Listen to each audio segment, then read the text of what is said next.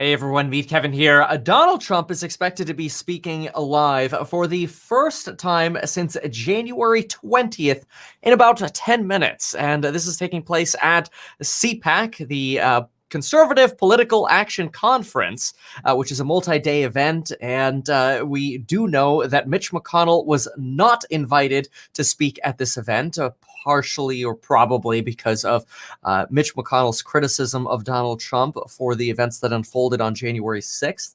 We're going to be looking at this or watching this from a as much as you can be, a non-political point of view. Obviously, this is a very political topic. This is a very divisive topic, whether we're listening to Biden or we're listening to Trump. America has been very divided. The pandemic certainly hasn't helped with divisions between Republicans and Democrats.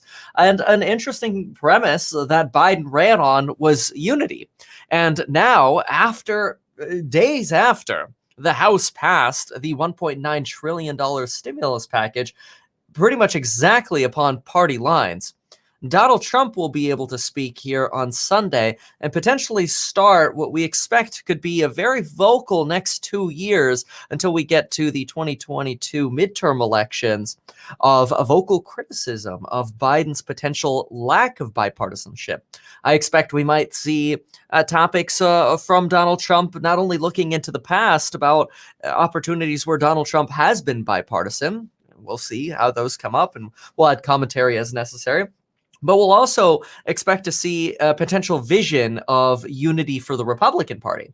See, over the last month, the Republican Party has also suffered from its own divisions. We've had the Republican Party not only lose power of the Senate on January 5th with the Georgia runoff elections, but then we've sort of seen a splintering within the Republican Party. We've seen Mitch McConnell almost become sort of a little of, I would say, an alienated person within the party. And then we had more vocal people like Ted Cruz or Romney. And we began thinking, okay, are we going to see Romney Republicans? And is that going to be a splinter cell from the McConnell Republicans?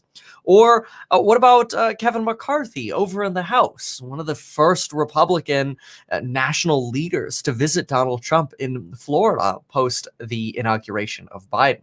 So the Republican Party has kind of been looking for that unity, looking for sort of a way to unite and take on Democrats. Now, Democrats have been relatively unified, though it seems like anytime one party gets control, they manage to find problems within their party. It's almost as if immediately when Democrats got power, we had people like Joe Manchin and Kyrsten Sinema rise to the top of the sort of other party within the Democratic Party, right? That splinter cell that's like, oh, no, we're going to put a stop to these things. And of course, you've got other splinter cells always. I mean, you've got people that are much more left than others. You've got individual delegations like the Squad, AOC and Han. So it'll be very interesting to see how, an overall unified Democratic Party, again, we've got these splinters, ends up competing against potentially this newly reunited front of the Republican Party. I think if there was really a calling for the Republican Party to find the leadership, the best time to do that, if it were not via Donald Trump, would have probably been over the last month. I mean, if you think about it, Donald Trump has kind of been quiet for the last 5 weeks.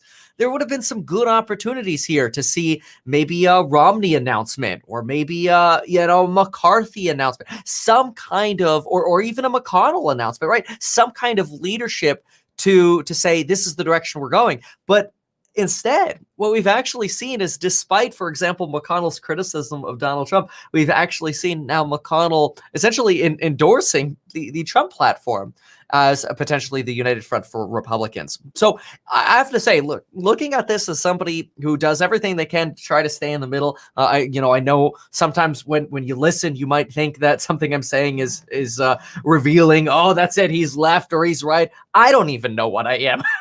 I just try to report what's going on and add commentary. So we do have former President Donald Trump coming up within the next 6 minutes here. This is a conference, so now sometimes those can run a little bit more, I'd like to say, on time, and that's not to be a slam because, look, Obama was late, Bush was late, Biden was late, and Trump was late. They were all late to their own events all the freaking time. I mean, there's, Biden's going to speak at 11:45. I start the live stream at 12:30 and we're still waiting sometimes. Okay. So, but the point of saying this is we will see if this actually begins on time in about 5 minutes. Because this is an organized conference, I believe they're going to be more on time. So I do not think we're going to have to wait substantially long. But what we could do now is we can tune in a little bit just to see some of the sort of B-roll and pre-roll that's going on as I'm sure Donald Trump is preparing. And again, this is going to be something that is heavily watched and heavily commented on, because this is not only the first time that Donald Trump has spoken since that day he was on the airport, or on the tarmac, rather, not on an airport, on the tarmac, boarding Air Force One for the last time on January 20th. That's the last time Donald Trump spoke. Since then, been pretty dang silent. And I have to say, without Donald Trump on Twitter, it's almost a little hard to see what's on his mind. I mean, you get tweets from like Donald Trump Jr. And you kind of wonder, like, is that secretly Donald, right? Who knows? So I think this is going to give a lot of clarity to see what the future political landscape could look like. I think there are a lot of people thinking Donald Trump may today announce a 2024 run. I don't think he needs to do that at this point. I think the focus is going to be, if I had to predict, I think the focus for Donald Trump in this speech is going to be drawing a very clear distinction between how Donald Trump would be handling things right now compared to Biden. So there's going to be a lot of Biden comparison. I'm sure there's going to be talking up a lot of the things that Donald Trump finds that were his successes. It's going to be a lot of talk about that. But I think the big focus is going to be 2022. Really, Democrats have a lot of power between now and 2022. How much of that they exert, we'll see. Especially, they've got about 9 punch cards in terms of the budget reconciliation process, to where they could pass really 9 bills through this over the next couple of years. So Democrats have a lot of power. And it'll be interesting because I think that power will really create a platform for Trump to show how he would be doing things differently if he were leading the country. So let's just tune in here. All right, it looks like we've just got B-roll music going on right now. So I see a headline here that says America Uncanceled, which is interesting. So I expect we'll hear Donald Trump. I'm sure Donald Trump had a lot to do with the marketing of this event. So we'll see what Donald Trump has to say for uncanceling America. Remember that Biden also has this promise of America First, which is something that Donald Trump is also a big proponent of. So we'll see. Donald Trump had big plans for healthcare, big plans for infrastructure. We didn't really get to see those. We don't know. Was that because of the pandemic that we didn't get to see those? Some like to say there was no plan to begin with. Who knows? We also know that Biden has this big infrastructure plan that he's expecting to potentially spend as much as $3 trillion on. The numbers are so large, sometimes we tongue twist them. So we'll see. I can tell you, it looks like I see some people wearing masks. Looks like you got some workers here, kind of where I'm covering right now, wearing masks. You have some visitors wearing masks here, individuals. What I always say, like, if I was running a big event like this, I would do whatever I could. I get a lot of people wearing masks. I'd be trying to put in as much HEPA filtration as possible. I feel like people watch my channel regularly. Kevin, I'm sick of hearing you talk about HEPA filtration.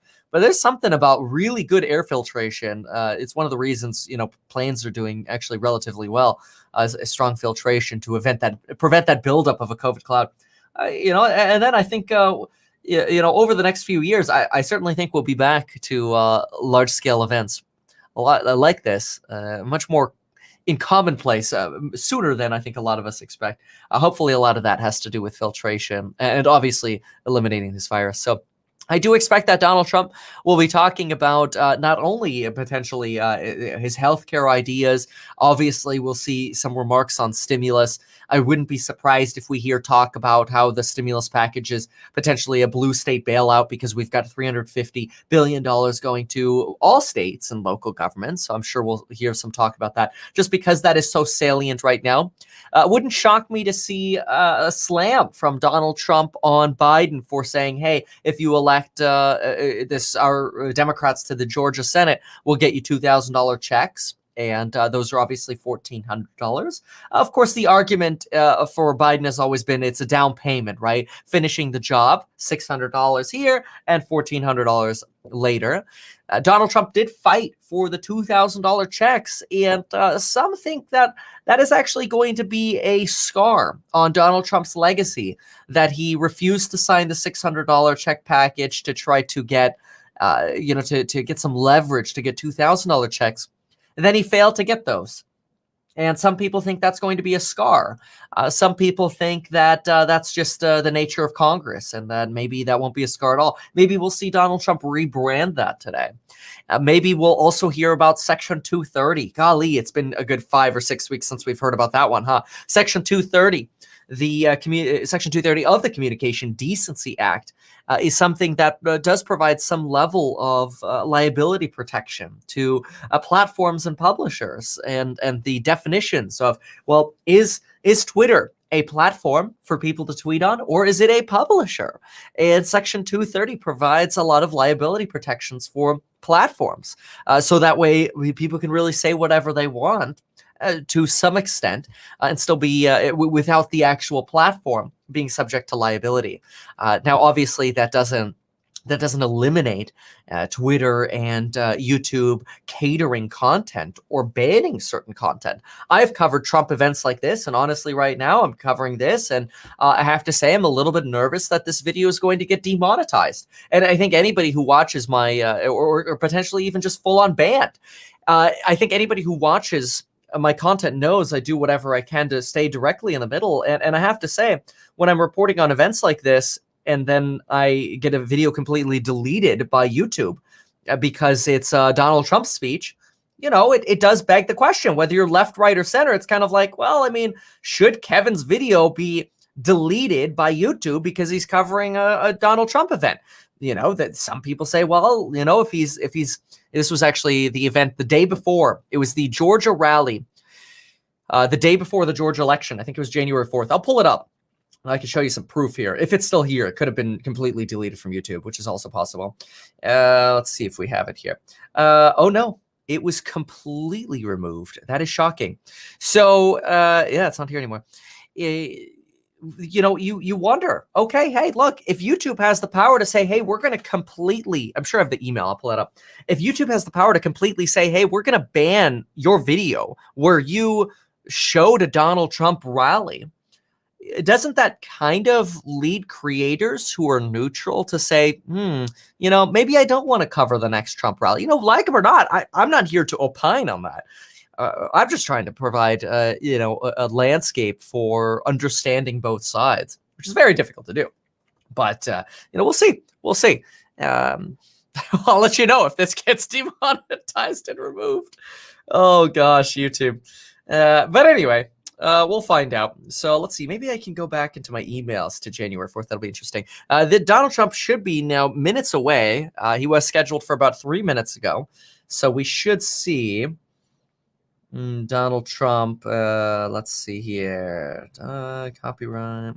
Copy claims are always something else. But we should see. Oh, here we go. Your video has been blocked.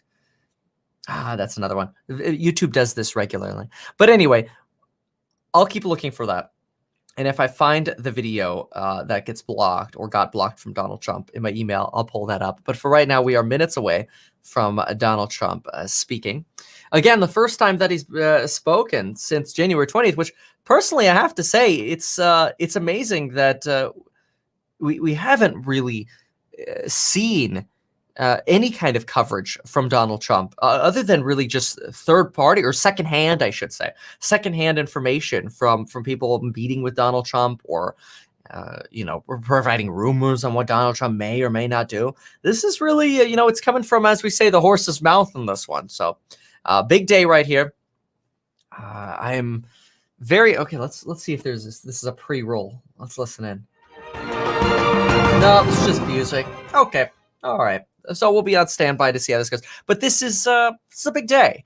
It will really, I think, Here's another thing that you want to watch for is Democrats and Republicans are going to react to what is said today. Obviously, I think we all know how Democrats are going to react to this. It's going to be with a lot of criticalness towards whatever Donald Trump says. And that is to be expected, and that's okay. You know, Democrats have the right to voice their opinion. But then Republicans, I think that's going to be the key to watch for is how are Republicans going to respond to this? Are Republicans going to respond in a unified manner? Or are Republicans going to respond in a way that actually fractures the Republican Party? Maybe Donald Trump says something that many Republicans don't believe in, and then we potentially see this fracturing. And is today really going to be that day where either the Republican Party comes together, or is it that day where the Republican Party fractures and divides? And maybe we do end up getting like a Romney party or something, right? That I think is something very interesting that I'm going to be paying attention to is the reaction of not just the McConnell Republicans or the Romney Republicans, but even the Cruz Republicans. You know, these we give these individual names, but they really do represent very large swaths of the American public who align their beliefs with some of these thought leaders, we can sometimes call them. So we'll see. You know, obviously the thought leaders on both sides, on the Democratic side and on the Republican side. Oh, here we go. I found it. Finally found it. So they left it up for 2 weeks, but then it got completely deleted. So take a look at this. This was the email. Oops, that's definitely the wrong button. Hold on. There we go. So this was a rally that I covered. Here, Donald Trump speaks live, final speech before Georgia runoff. And this was just me covering the event. And it says, Meet Kevin, your content has been removed from YouTube. Hi, Meet Kevin. We want to let you know that our team reviewed your content. We think it violates our spam, deceptive practices, and scams policies. We know that you have not realized this, so there's no strike, blah, blah, blah, blah. But anyway, here it is. Content that advances false claims of widespread fraud, errors, or glitches change the outcome of the U.S. 2020 presidential election is not allowed on YouTube. So, you know, there's one argument that says, hey, well, false information, if it's false, should not remain on YouTube. But then there's another element that says, well, wait a minute.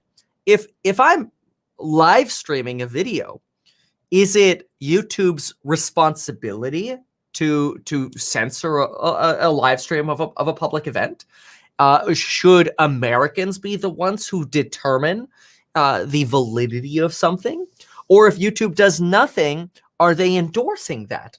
I don't know. But then if YouTube is moderating content like this, does that mean that YouTube is a publisher? Because publishers are like newspaper publications where they determine, reporter so-and-so, Elliot Brown, let's say, great guy, Wall Street Journal. Elliot, we don't want you to say this in your article. It really doesn't align with what we believe. So we don't want you to say that. Well, that's a publisher, right? But if Elliot goes on to, let's say, Stock Twits and says, GME to the moon, should Stock Twits say, we don't align with that. We're going to remove that. I don't know. That's the debate to be had. Now, Donald Trump is expected to be speaking any minute. Donald Trump was scheduled to begin his speech 8 minutes ago. We do this with conferences. Usually they run closer to being on time, though it's not uncommon to see everything start late in politics. It's the way it is. Christina has a question here. It's theirs. It's a private company, right? And this is an interesting point because you're right. I mean, if a private company says, look, we don't want certain content on our website or our platform, we have the right to remove that. True. But when does that right to say we're a private company mean, okay, well now, because you're moderating free speech, you become a publisher and you're fine. If you want to delete content from your website, fine, do it. But now maybe you don't get the legal liability protections anymore that you would as if you were just a platform. And so who knows? Who knows? Yeah, you could try to build your own internet. I think Parler would have loved to do that if they could. They ended up having to go to Russia to get hosting for their website. I think they're back. I don't know. I'm pretty sure they came back like a week ago, but to some limited extent. I've been automatically okay. Yeah, so it looks like they are up to some extent right now. So we'll see. Build your own internet. Yeah, I mean, I think that is not meant to be literal in that comment. I think it's meant to be figurative in the sense of well, then find a different way to communicate. So it looks like they are preparing the stage here. We are getting ready. We'll see how this evolves. Here's an argument that says the false claims about election fraud destroyed an entire country. I think there are going to be people, and I know there are going to be people on both sides who say, well, they certainly, I think everybody can agree that the 2020 election, and I don't know, I can't speak for everybody, but I think I'd probably say 95% of us would say the 2020 election, no matter whether you believe claims were false or true, or we're not getting into that. This is not a video on the election. But I think that 95% plus of us could say the 2020 election helped divide the country further. So now there's a lot of talk about unity, right? Biden's taking the approach of let's talk unity. We've got, Donald Trump is expected to talk about unity. We'll see what happens. And then, of course, we'll see how America responds. I do think that at some point there will be, well, I should say this. I'm going to rephrase this entirely. I don't think at any point in the future of America will we just have one party. I don't think there can be a country without differing opinions. I think there will always be a sort of a common enemy amongst groups, so to speak. I mean, there's a reason why there are gangs or clans or parties, and that's because when people have differing opinions, they seek to advance their opinions, and that makes sense. I did not hear Elon's take on democracy. I did not listen to his full last Elon or Joe Rogan interview. So share your thoughts there. So let's see what other comments we have here. Congress crashing the United States. I have to say, Congress is the slowness of Congress and their inability to sometimes get things done is actually one reason that I think inflation hasn't been as present. And I know it's a little bit of a stretch of an argument, but think about it. The slower Congress is to spend money and the more difficult it is to actually spend money, the more in theory people actually have faith that the government's currency won't be devalued. Now, I know that sounds crazy because we've been printing money like crazy, but compare, for example, to I won't mention particular countries, but there's certain countries in Africa or South America where you have a substantial lack of trust in the government's ability to control their currency. And as soon as the public stops trusting their government's ability to at least somewhat limit the printing of money, inflation sets in really, really quickly. So let's see. Yeah, again, we won't turn this into a debate on, let's listen to this, on election fraud. Let's listen. Very soon. Since we're in Florida, it's nice and air conditioned in here, because the one thing I always know about my Floridian wife is they love that air conditioning. I like your sign, ma'am. That's a very pretty flag back there. And in the meantime, for a few moments, wanted to remind you all that it's not just the people in this room who are watching and listening to this content. Obviously, people from all over America, if social media is allowing it to happen. I hope you're all getting your feeds. But you know who else is watching? The whole world.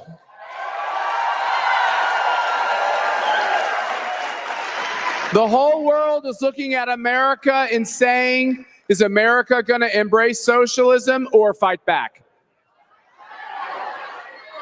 And so we're going to give you a little indicator of how CPAC and the American conservative movement is working with freedom-loving people. Please watch. CPAC, the whole world is watching. I have to say, I think he's right. I think that the whole world will be watching this, because this is a day that will that will really set a fork in the road for the future of politics in America.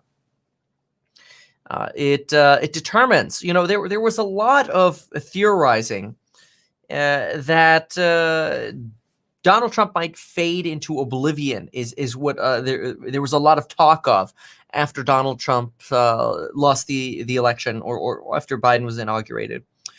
And I think today we're going to see whether that's true or not. Like it or not, Democrat or Republican, I think everybody should probably want to pay attention to this because it could light a fire under Democrats' butts over the next 2 years to follow their promises, which are, hey, let's show the American people how much we can do by spending and by investing in America.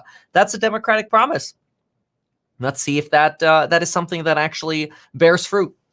I think there's also the Republican belief of, okay, well, any missteps by Democrats are going to be a large opportunity to rally the country around the alternate option, which folks would have an option to look into, so to speak, in 2022 during the midterm elections. The big goal in the midterm election, I imagine, will be taking control of at least one of the chambers of Congress. If the Republicans control either chamber, the House or the Senate, then Democrats' ability to pass packages or bills with just 50 to 51 votes, with Kamala Harris as a tiebreaker in the Senate, will be eliminated. And that will go a long way, I think, towards advancing Republican priorities. Probably won't see much get done in the year 23 to 24 in the event that happens, which is very possible. We saw that with the Obama term as well. First Obama term, we saw a complete control for Democrats, followed by 2 years of Republican, sort of power in at least part of Congress. And that can obviously go a long way to driving bipartisanship because it's a must. If you want to get anything done in Congress and you have split parties, everything has to be bipartisan.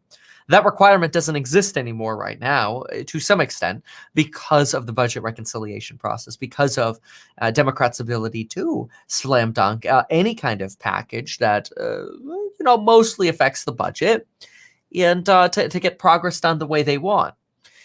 Now, the budget, or I should say the Senate parliamentarian recently ruled against minimum wage, which is also somewhat interesting because the Congressional Budget Office clearly indicated that the minimum wage change would affect the budget. But the Senate parliamentarian, who is somebody who is neutral or supposed to be unaffiliated with parties, struck down the rules verbiage that would have allowed the minimum wage to go through. Be interesting to maybe pull up and dive into why. I'm sure there's some form of a statement released on that. But ultimately, it doesn't really matter because Democrats have said, hey, if the parliamentarian rules against something, they will end up supporting the parliamentarian's decision and not overruling that person's decision. So we'll see. So, let's see here. This is something I do expect Donald Trump will take full advantage of. There's a comment here. And Donald Trump is expected to speak any minute now. We are about 18 minutes behind. There's a comment here. Eric Kim says, Donald Trump predicted that when Biden got elected, the market would crash. And that's interesting because the market has been in a very, very strong rally since November 4th. Has been very good, with the exception of the last week. And I wouldn't be shocked to see Donald Trump take advantage of the recent market volatility that we've seen in his discussions to compare Donald Trump and his reception maybe in the markets and Joe Biden. So let's listen into some of the pre-roll here. We still don't have Donald Trump up, but very soon Donald Trump will be live. Matt said, it's like 5 years ago, 6 years ago, and I made a speech. And then they do some kind of a straw poll. Who made the best speech? They voted by far the best speech was Trump. He calls me, he says, you should run for politics. I say, what do I know about politics? But you know what? We learned quickly, and our country has never done better than it's doing right now. So it's pretty good. But thank you, Matt. You know, a couple of years ago when a whole new team of people started leading the ACU, we thought that. So this is the pre-roll waiting for Donald Trump to arrive. I wouldn't be surprised if it looks like they now have the podium set up, that right after this pre-roll is complete, we might see Donald Trump walk out on stage. So we'll keep listening in. I'm also watching all your comments, so I'll comment as necessary. I know this is extremely divisive, so hey, my goal is always to do my best to provide neutral commentary, and we'll see how it goes. Sounds awfully exotic to this Kansas kid. We're going to go to Australia. We're going to have the first CPAC.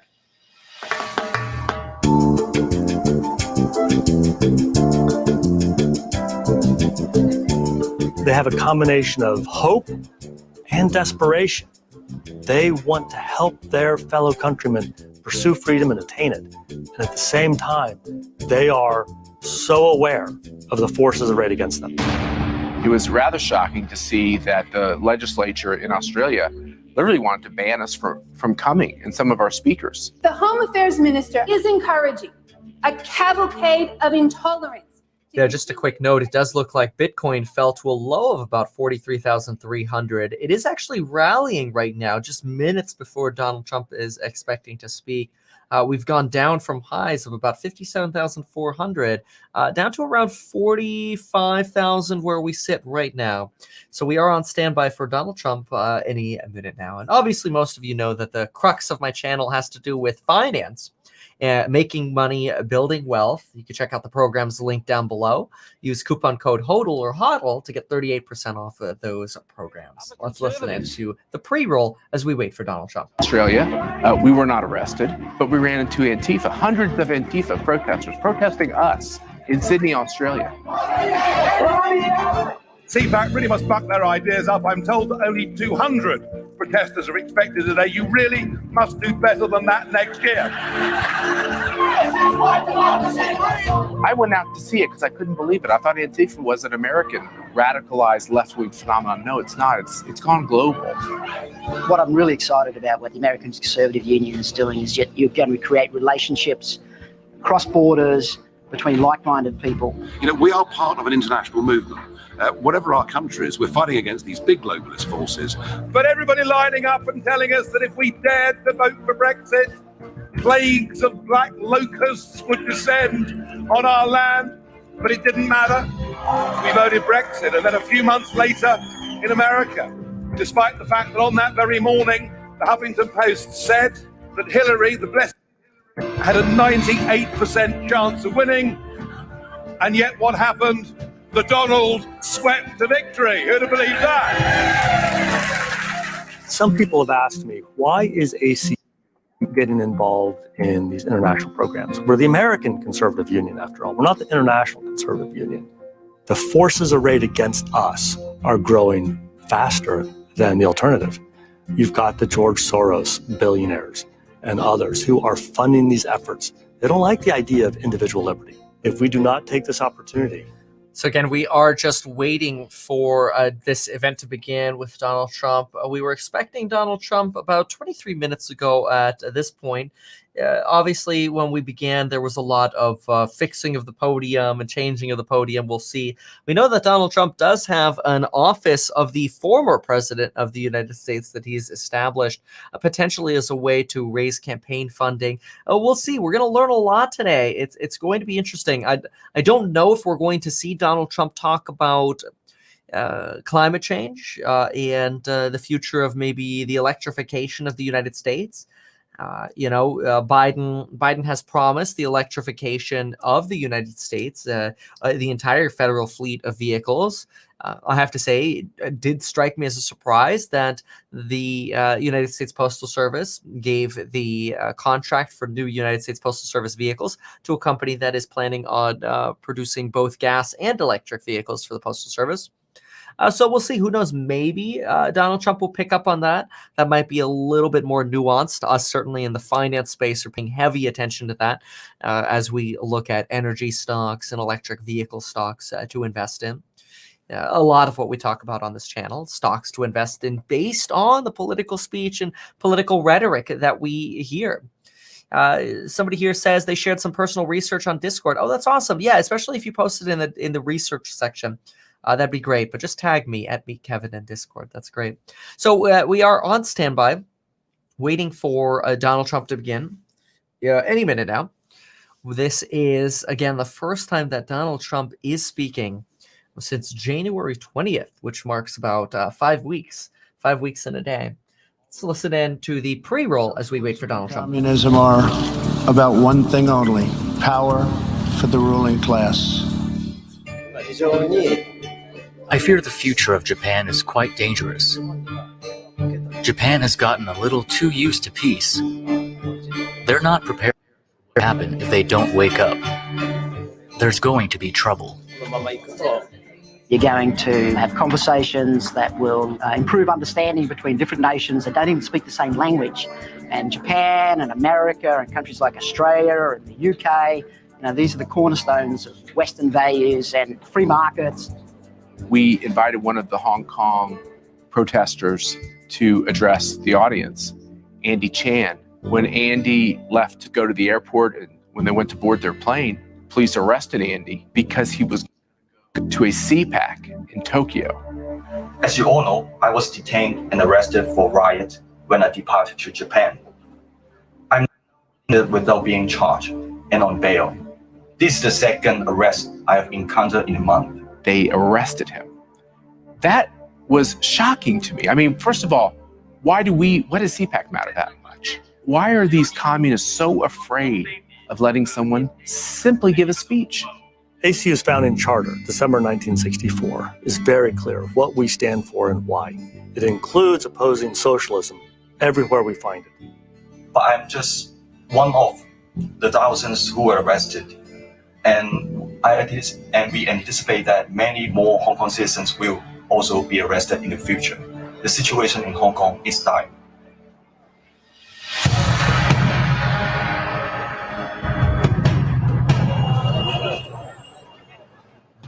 Still on standby for Donald. We do expect probably after this video to see that. The United States and specifically President to help them in their fight for democracy. Tonight, some prominent American conservatives are in the semi-autonomous territory.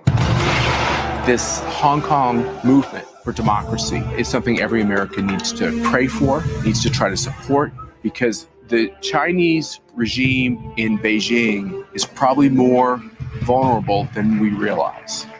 You're looking at a face-off on one of the main roads in Hong Kong this Sunday afternoon.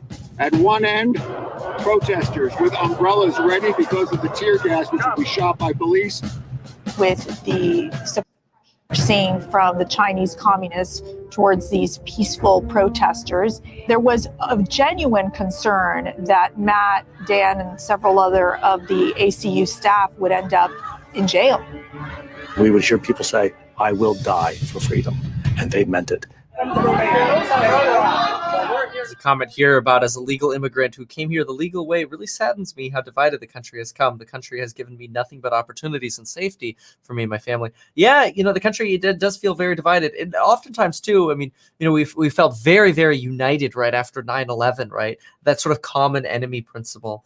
And a lot of that has really gone by the wayside, that unity. And you're right.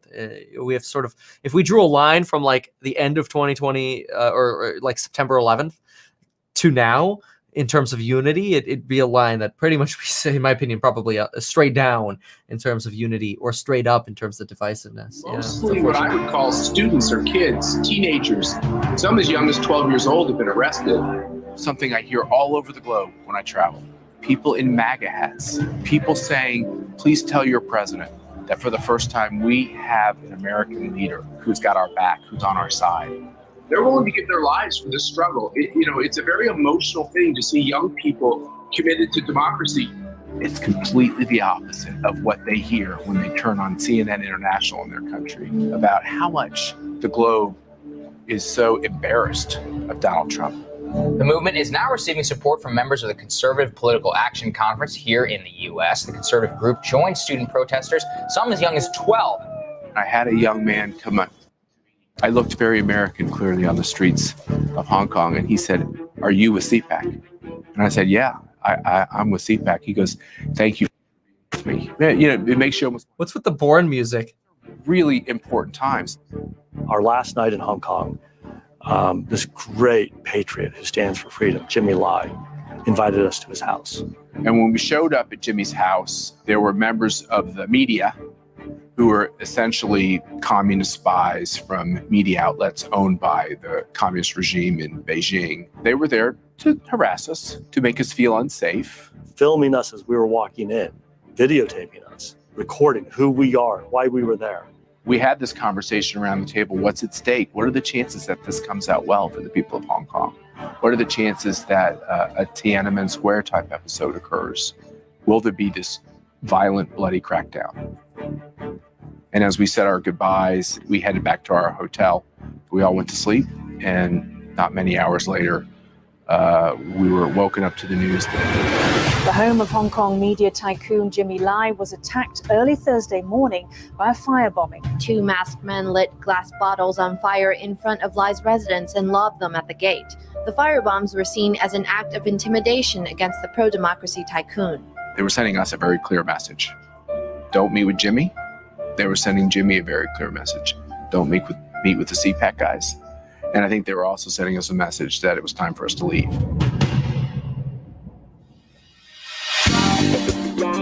Oh, still going with the media blitz, waiting for former President Trump. We are about 31 minutes behind right now, as we do have this pre-roll playing, which honestly, this pre-roll seems a little bit like a fundraiser for CPAC. September 11th, the 18th anniversary of September 11th, 2001. Just in the backyard of where we stand today is a congresswoman who does not like America, who stands for Islamic radicalization. She's the one who said some people did something. CARE was founded 9/11 because they recognized that did something. So we went up there on 9/11. We held an event called Some People Did Something. They've convoluted the whole idea of September 11th and yet another shaming for what they see as racism. And I think it's politically motivated. Here's a comment about moving to the United States at 13, but in many countries, only the affluent can afford to migrate legally. I think our economy would flourish with a clear path for the rest. Joe Biden has talked about establishing some form of a path to earning legal citizenship. We haven't really seen plans on that. It'll be interesting to see if after this stimulus package is passed and signed into law, if we do end up seeing some form of an immigration package before the infrastructure package, or supposedly even afterwards. We'll see. They did something. They helped rebuild America. They helped promote American values. The one thing I kept hearing from the people of Minnesota was, why don't more people come here and talk to us? Nobody's showing up in Minnesota, but we're going to show up. It's ripe for the picking. Well, I appreciate that. Along for the ride. Thank you. The biggest thing we can do is get the message to the people. That's why I'm here today speaking in Minnesota. When I came out of my addiction, I'm going, okay, what's a liberal, what's a conservative? I'm going, gee, every one of my values fall right here in the conservative aisle.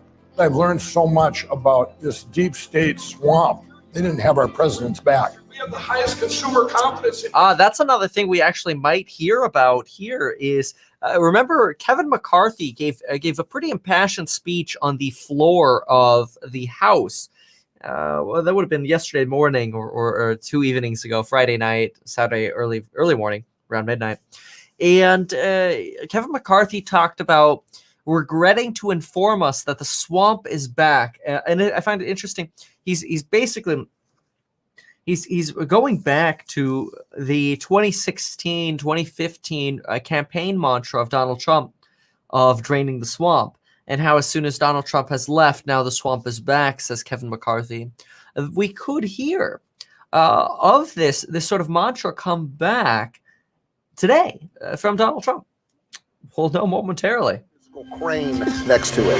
The credulous boomer Rube demo that backs Donald Trump that wants to think that Donald Trump's a smart one and they're y'all elitists are dumb. You can put half of Trump's supporters into what I call the basket of deplorables.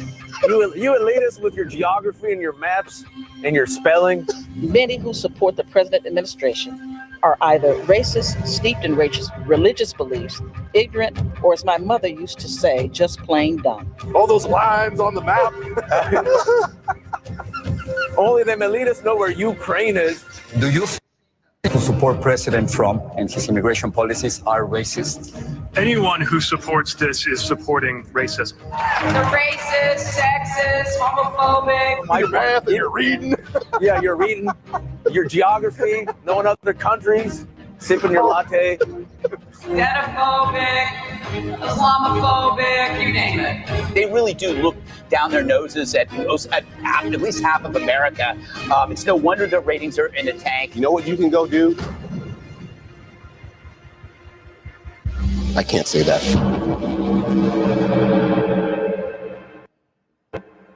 This is like the intro to like a horror film, like a post-apocalyptic horror film, you know, where it's like, oh yeah, this is what was happening right before the horror film, and then like this virus came or this really bad thing came, you know, like those movies where everything's really extreme. Not trying to refer to COVID here, but anyway, yeah. America stays strong, stays free, and doesn't turn. See, and then the immediate like music change to "Here's the Good." There's a lot of you know, power they put into the marketing of even just the demonstrations they have here of the pre-roll. So even just the lighting, right? But we will expect Donald Trump, hopefully, my guess is after this video, they're going to play this whole pre-roll, and then we'll get Trump we'll get to hear what he has to say. And he's taken on the media lead, and he is willing to keep fighting for the American people. You were there yesterday. Yeah. Just came from Minnesota, and today we're kind of planting the flag in Nevada to say that this is conservative country. It's very different from the East Coast elites that we find so often. It's the rugged individualist. It's this John Wayne kind of attitude to how you should live your life. We have to take our state back. And we got farming, we got ag, we got cattle, we got everything, and we got to take them back. And we just can't let the liberals, the socialists, try to run this state.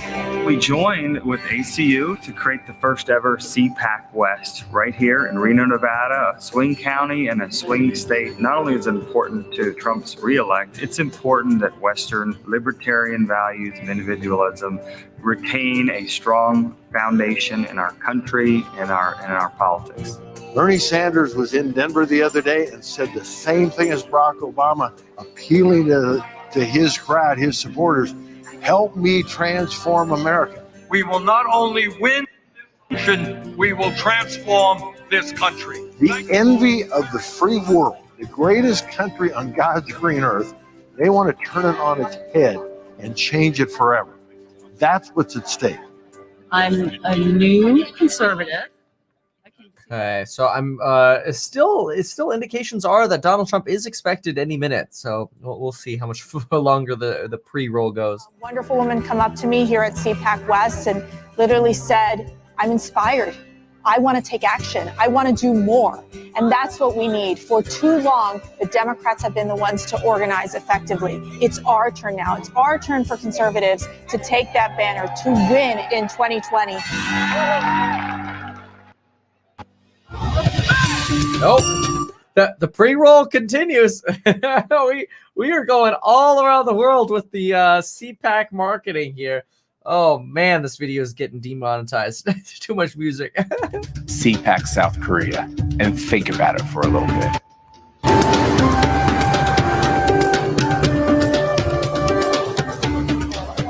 South Korea boasts the fourth largest economy in Asia, hence the nickname, the Korean Miracle. But South Korean President Moon Jae-in is on track to changing that. Moon, often accused of imposing Marxism. You know, it might sound jaded, but sometimes I feel like they plan this. Like, oh yeah, we'll say that Trump comes on at 3:40, and then everybody will be standing by waiting for Donald Trump to come up. Oh, let's play the marketing B-roll or pre-roll of the entire, you know, why CPAC is, you know, what their mission is or whatever. It feels like a little bit that's what's going on here. Anybody show up? Korea CPAC concluded to a packed ball. Hey, look, there's my Mr. My Pillow. There he is. Oh, you know Donald Trump's not coming out anytime soon if he's wandering around. You get sort of entertainment for the crowd, or it could be, hey, send Mike out there while we get ready. So different in some sense from some of the things that we're seeing in the United States. In South Korea or in free countries around the globe, political disagreements should never be criminalized. What America's been facing for the last couple of years is what Korea is now facing for itself. It's a generational change. It is an inflection point of what kind of a life do you want to live. You don't make your stand now, it may never come again.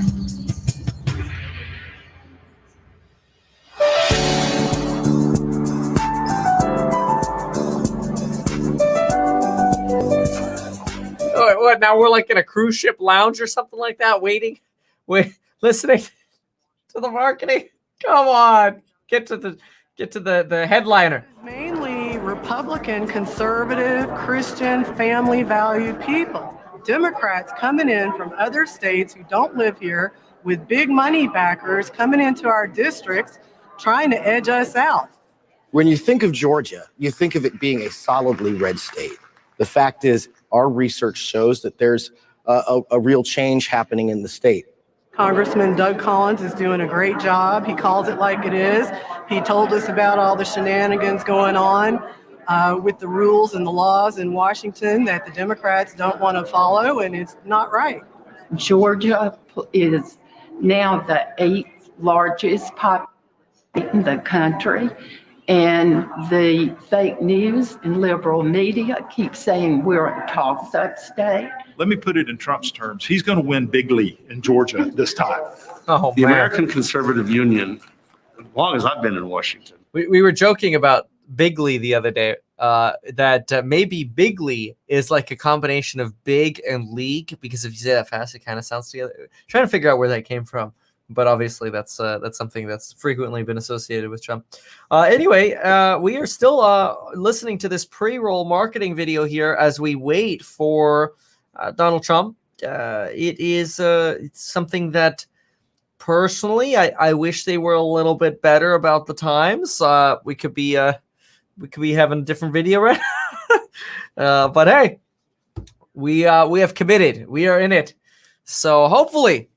This means Donald Trump will be out any minute, but then again, any minute has been the last, like 40 minutes. So we'll see what happens. Thanks, Jay Yance. Appreciate that. Yeah, we'll see what happens, but we'll know soon. Is the following. Number one, what you're doing in Brazil, you're giving us hope. Hopefully what we're doing in America is giving you hope. Number two, President Trump stood up in front of the UN and at the Congress, and in every speech he says, America will never embrace socialism.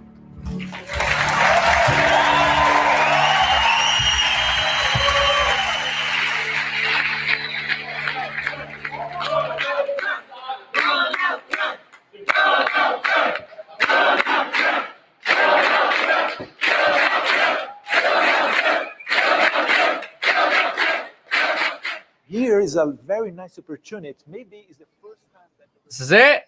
Is he coming out? Come on! So they're done with... They ran out of the pre-roll. So they ran out of the video to keep us entertained on the marketing of CPAC. And now we are back on to just staring at the crowd of determining when Donald Trump might actually come out. I'm running out of things to narrate. But his supporters, 73 million. Well, he did lose the election. You can say that he lost the election, and He did lose the election. Yeah, but I'm not quibbling that. But Schlappen says Trump shouldn't be held responsible for the deadly insurrection. He gave a speech, and then there was a violent insurrection at the Capitol. How is that not true? You simply don't know what you're talking about. That he was responsible in part for what happened. Why can't he deal with that reality? Oh, I deal with reality every day, and I even watch CNN, and I can do just fine with that. But if you believe somebody used inappropriate words to spur violence, and you can't come up with the words, then you're making stuff up. We should stop it. I'm not doing it. Liz Cheney did it. Mitch McConnell did it. Look, Kevin McCarthy did it. They did it. They said it. If you want to highlight a handful of Republicans who voted for impeachment for conviction. It's certainly right. This is the First Amendment. You can pursue anything you want. You can't make up. You can't say there was some intent in someone's brain that they never said in words, and that resulted in some kind of violence. Give me the words, and then I have to deal with the fact that maybe somebody I like did something that I don't agree with. But when you make it up, give me one word they said. Let me ask you one last final question. Word. Let me ask you one last final question. Can you give me one word? Well, and it leads to my next question, which is he peddled this lie that Joe Biden stole the election for weeks. He did it again in a speech on January 6th. Are you concerned about having the president back here at CPAC, where he's going to continue to say that the election was stolen from him when that just isn't true? Were there any illegal ballots cast in that election? I suppose there might have been. So how many? But Bill Barr So how said, many? his own attorney general said not enough to overturn the results of the election. Bill Barr, believe it or not, had no court decision after court decision. He put 3 justices on the Supreme Court. They didn't agree with him. You just told me that that's actually not right. You just told me that there was illegal voting in the last election. You don't know how many. Did you sit down with the team in Nevada? Let me finish. Did you sit down with the team in Nevada or Georgia in these states and ever go through the binders of information that good patriotic Americans came up with? But did you ever talk to overturn the results of the election? How could you know that when you don't know the number? Are you that good at math? 7 million votes. I love how you're 306 electoral votes. How is it that there's just no way that that's well? What I'd like you to do is to read Time Magazine and to read the New York Times and to read the Washington Post. Where they're saying it's less than 100,000 votes that separated the two men electorally. And you just said that conservatives spurred violence, but you can't use any words. You admit that there's illegal voting. You said that there's illegal voting. You have no idea how much, but you are certain what the impact was. Isn't this the big lie conference? That's what the Nazis used to say. Jim, you're better than that. You're better than that. You're comparing. You're comparing me to a Nazi. No, I'm not. I'm saying this is the big lie conference. I love you, man. I'm glad Do you you're feel here. responsible at all I'm glad for you're the here, but you're just wrong. You're just woefully wrong. From the disinformation that's All right. Jeez. I mean, it's kind of interesting to sometimes see the debates, but whoo, jeez, we're definitely hanging out here waiting for Donald Trump's arrival, which I have to say, I was expecting they would have been more on time today because usually at the conferences they have much tighter schedules in terms of who's next up and what's next. We don't appear to have that today. We are substantially now over our expected start time for Donald Trump. It did look like the podium was prepared. It looks like we've got cameras in place. We have seen some marketing footage here. We've seen, pre-roll. We've seen Mike Dell come out, Mr. My Pillow. But you're on standby here. I'm looking for potential updates on Donald Trump's arrival. We expect that he would begin, but definitely behind schedule here. Let's listen in to see if there's any particular audio. No. Sounds like Michael Jackson playing in the background there as we stand by and wait along with everyone else. I guess our benefit is we get to wait from wherever we want to wait. They're stuck in the room while they wait for Donald. Although sometimes these events can be really energetic to be at in person, whether they're Democratic rallies or Republican rallies. There's something about being in person. It's kind of like being in person at a concert versus watching it. I'm going to take a quick look here at Bitcoin pricing just to see how the Bitcoin market is moving. Bitcoin has jumped off its bottoms. We were at about 43,159 at a low today. We are back at 45,000 right now. That is a far cry from where we were about 8 days ago when we sat at $57,400 as a high. It's about $12,000 down on Bitcoin pricing here just in the last 8 days. We are waiting. The White House conferences. Well, yeah, a lot of White House news conferences are late as well. This is true. They're polishing Golden Trump. A lot of different opinions here on where Donald Trump might be. but we are on standby for this event to begin. Yeah, I think if I play, if I start playing the music, oh, Billie Jean, I misrecognized. Thank you for that. Yeah, then I will definitely get this. This video will definitely be taken off. YouTube does not like it when we play music. So we'll tomorrow should be an interesting day in the markets. By the way, futures for the stock market do open up in about 90 minutes. Last week, obviously, we had a substantial adjustment in markets. A lot of fear in the bond market led to a lot of pain in the stock market last week. We'll see if that continues this week. So let's see here. He left Florida late is the talk. Really?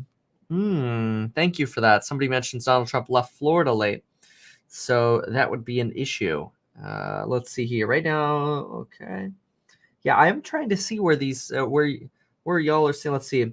Okay, here we go. 4:22. So 8 minutes ago, Donald Trump has arrived at the Hyatt for CPAC.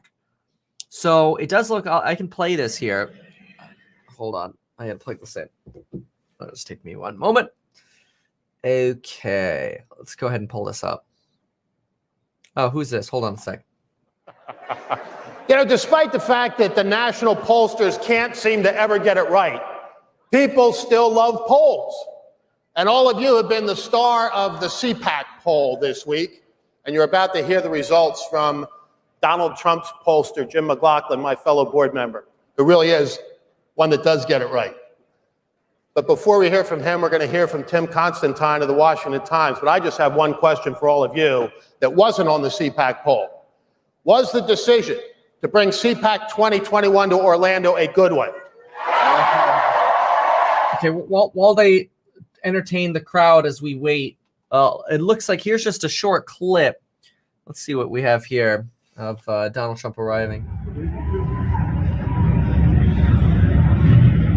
So this was about 8 minutes ago. Looks like that was potentially the beginning of his motorcade or the end of the motorcade. It's hard to tell. That looks like the end. So anyway, okay, so 8 minutes ago, it looks like Donald Trump's motorcade arrived. So it does look like he's actually not in the building presently. Maybe he is at the very moment. But it does look like there was a late arrival here on Donald Trump. Let's go ahead. How about MSNBC? In that case, how many think CPAC is a great place to come and get information? Charlie, thank you for the annual reality. You know, this is a good question here. Do I see escalation in Israel, Iran, and Syria as a black swan type event? I don't. I think this sort of tenuousness is something that has been very, very common, unfortunately, in the area there. And I don't see that as a black swan event for the markets. No, it's not something that I'm pricing in at all.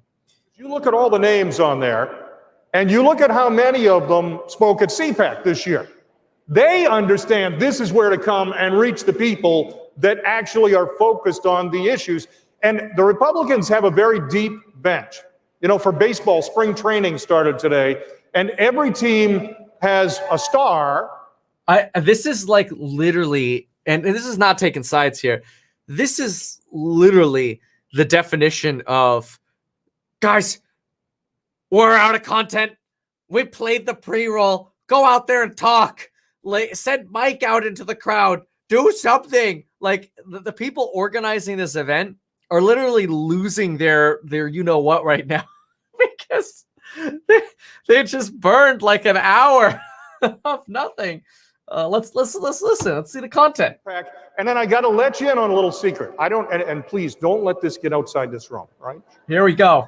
I don't know if you folks know this, but there's one other gentleman who might be on the ballot in 2024, and in about minutes, President Donald Trump is going to be on this stage right here. Well, that was a little bit of a hint or a nod to potentially. Yeah, this is from earlier as we wait, but we'll see. We're waiting for this to begin. This is not right now. This is from C-SPAN replaying a portion from earlier. But Donald Trump is we saw his motorcade, or at least the last part of his motorcade drive by. We are. It looks like there was some talk about potentially a 4:55 estimate in terms of a beginning, arriving. More than 4. Yeah, he's going to be about an hour late.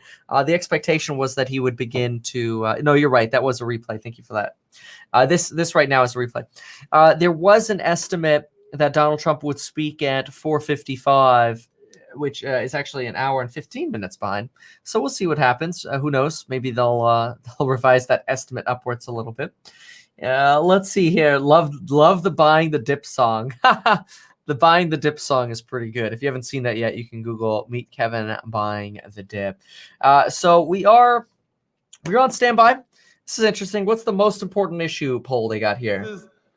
Election integrity, followed by constitutional rights, the border wall, reopening the economy, the Second Amendment, taxes, budget spending, national security, dignity, and pro-life.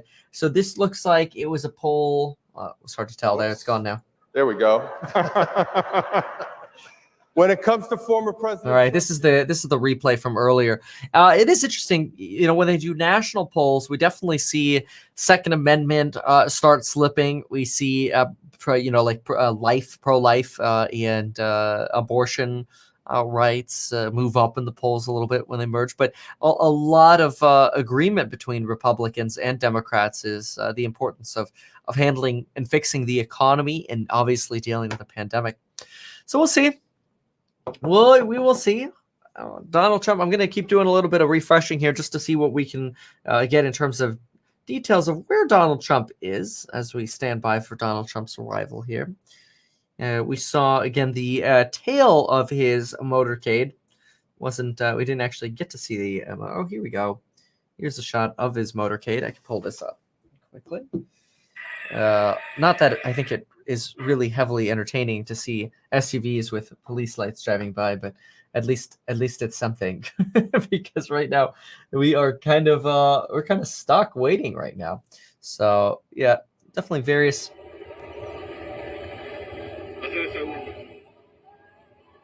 different shots of the motorcade arriving all within the last about 20 minutes here.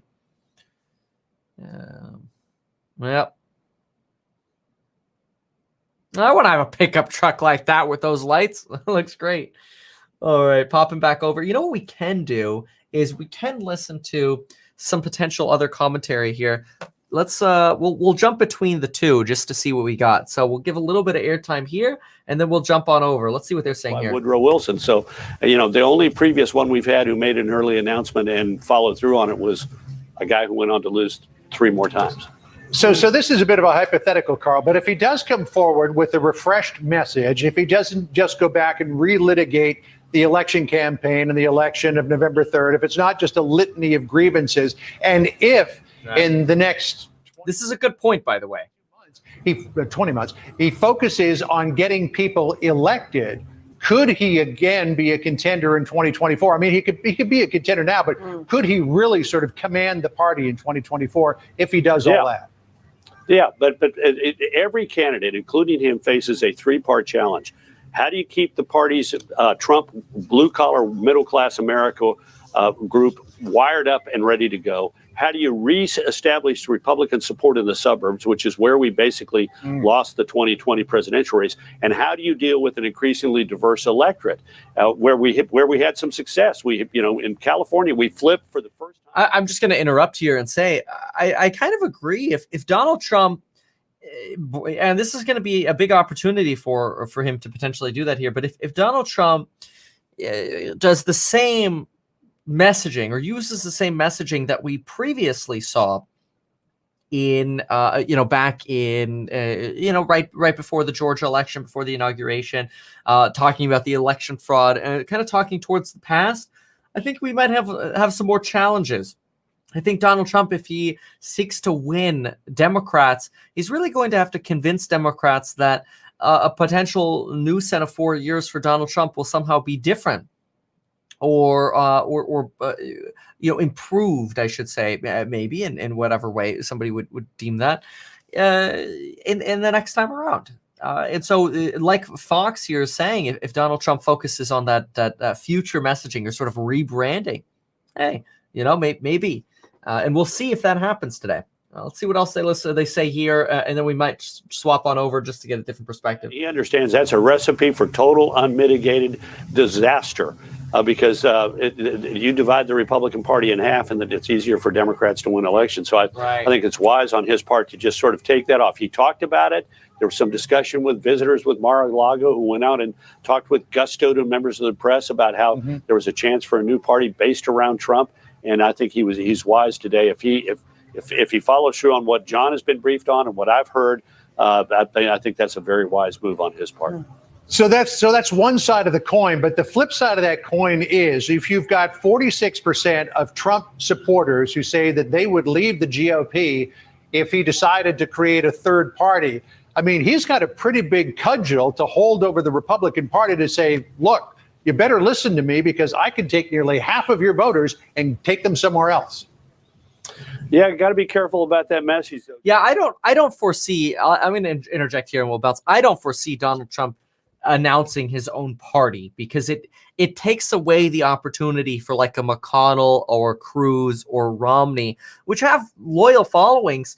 It really takes away that opportunity for them to sort of join that force, right? It's one thing if you have sort of a branded or a newly branded Republican Party or slightly revised branding to the Republican Party. It's a whole other thing when you say, oh, just dump that party and come to me.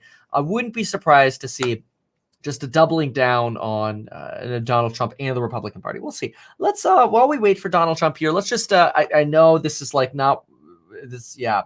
Okay. It's on commercial anyway. Let's try this one over here then. MSN. We'll just see I just want to hear what they're saying for a moment. Shipped across this country. Stay with us. Okay, commercial. Okay, so we got a bunch of commercials anyway. So let's go back. We'll jump on back to C-SPAN here, and we'll see what's going on. A whole lot of nothing.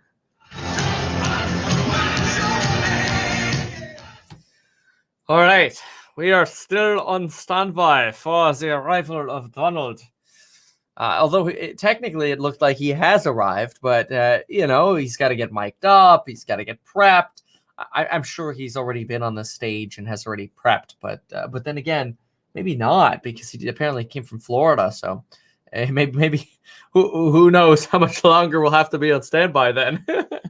So, we'll see how this evolves. And of course, seeing what the other insights or perspectives would be. That would be interesting as well. Yeah, Trump new party would be bad for politics, huh? Yeah. All right, let's pop on over and see, while we wait, what kind of additional commentary we can get. We'll also go to Fox. I'm trying to split. Okay, let's just listen for a moment to see what they're trying to say. Coming out party, there's no doubt about it, and it is a Trump fest down there. In fact, if they had smaller gold statuesques, they'd be giving them out for fawning.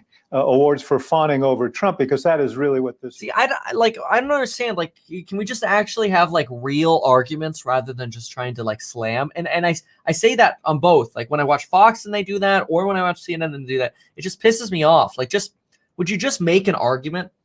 I don't know. The leader of the Republican Party, and you see most major Republican leaders, but not all, coming down and paying homage to the former president. So I think it's going to send a signal that he still has primacy in the party. It's a long way to 2022, a long way to 2024, but this is Donald Trump's party right now, and there's no question about it. In his prepared remarks, he's going to say, quote, Joe Biden has had the most disastrous first month of any president in modern history. I kind of laughed when I read that line because see, that's actually interesting that they got a hold of the prepared remarks. I want to see if I can get those prepared remarks. But then again, we're about to listen to it. But that is what I think one of our expectations was, is that we were going to see this contrasting to Donald Trump. To Biden, between Donald Trump and Biden. We'll see. We'll see. Okay, so still nothing going on here. I'll see if they have anything to say. Anything else? Democracy. So this isn't surprising. I don't think that Joe Biden's losing any sleep over it, and I do think that it will be, it's red meat for the crowd he's talking to. They really, in addition to masks, they should have handed out Lipitor to the audience, because he and everyone else who's speaking is serving up a lot of red meat, and a lot of it's beating up on Democrats, beating up on Biden. The suggestion that Democrats are socialists, familiar themes that we've heard before. Let's talk about President Biden, because he's facing criticism for his decision to not sanction Saudi Crown Prince Mohammed bin Salman, even after the declassified intelligence report concluded he directly approved the brutal killing of Jamal Khashoggi, the journalist from Washington Post. He promised while campaigning that he would hold the Crown Prince responsible. So is Biden breaking his promise? I think Biden is confronting the reality of governance, which he is aware of. I remember sitting with President Obama and then President Mubarak of Egypt when Obama. We are waiting for this event to begin. Nope, not yet. More demonetization music. The Middle East is a very complicated neighborhood. And, that is what Biden is confronting. Saudi Arabia has been helpful in terms of some of the anti-terrorism activities of the U.S., obviously active in the energy markets, active in the fight to limit Iranian adventurism. I know it's been a lot of waiting for Trump here. Yeah, let's see what the commentary is here. Be with you. Thank you so much. And Sandra, I don't know how many Trump rallies I was at where the crowd would get up and they would dance their hearts out to Laura Branigan. Typically, the last song that we hear before the president came out, when he was president, was Lee Greenwood. But apparently, Gloria is going to be the last song before he comes out. I guess he wants to get the crowd really, really pumped here before he... Okay, I'm so getting demonetized. All right, let's jump on. I mean, I have to say those camera shots are really cool. I think they use I think it's wires to. It's kind of like what they do in the Super Bowl too. They get, like an X and Y axis and wires that kind of let these cameras fly over the audience. I think it's super cool. So let's see if there's anything being said here. It looks like he's getting close. I have to I don't know, for what it's worth. Yeah, definitely can't play the music. Geez. I got to get one of those cameras in this office here while we wait for Donald Trump. I should just have one that just floats around. It only goes like 4 feet in one direction, but it does that too. That'd be kind of cool. Okay, let's see if we can actually get some other commentary while we wait here. Somebody give me something to comment on, please. I'm dying here. Move in this package, it will be moved through the Congress, and you'll find some Republicans supporting it as well. Now, there may be some negotiation about the terms of it. But there will be disappointment on the part of progressives. It's going to, I think, intensify the sense that we should do away with a filibuster in the Senate so that a minimum. I don't think that's going away. Democrats won't go for that. But you don't even have all. I mean, they would. Many would want that, but I don't think there'll be enough to do that. Exactly, and that's again, we talked before about the difficulties of governance. There are a couple of Democrats who don't support the minimum wage proposal as it is written in this package. And to pass minimum wage, they are going to have to be dealt with, even with or without, the filibuster. It's going to be hard to pass unless you have all the Democrats on board. So, yeah, I think that. Yeah, here he is. Thank you. See, I can always rely on y'all in the comments. Thank you. I appreciate you. There he is. He made it. An hour and 8 minutes behind, but he has made it. See, now if we had an Elon Musk boring tunnel, he would have been here on time. That's what we need, we need tunnels. We need tunnels everywhere. I had a great discussion earlier about tunnels, so that's why I'm talking about tunnels. But anyway, here we go. Let's see what happens.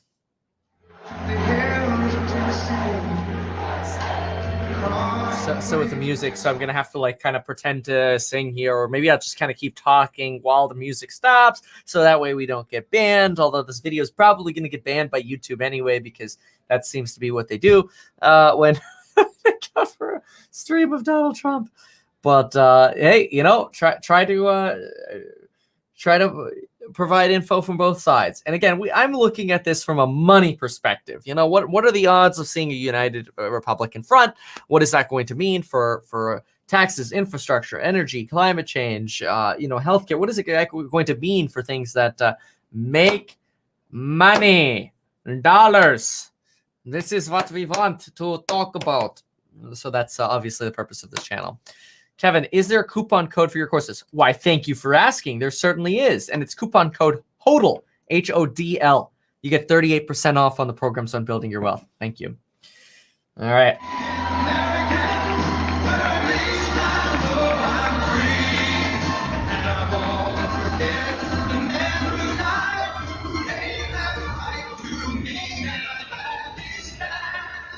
Oh, total. Nexian. Okay, just gotta be careful. Gotta be careful with too much music. Okay, you get in trouble. So you tricked me. Nice sunflower here. I see the Twitch stream. Let's see. Many percent. All right, here we go.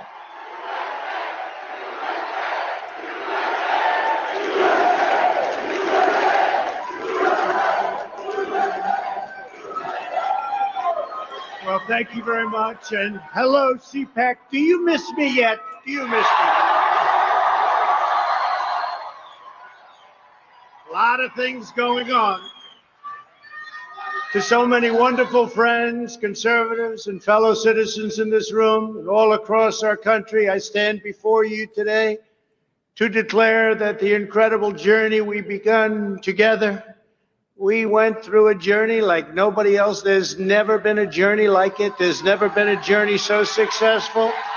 We began it together 4 years ago, and it is far from being over. We've just started.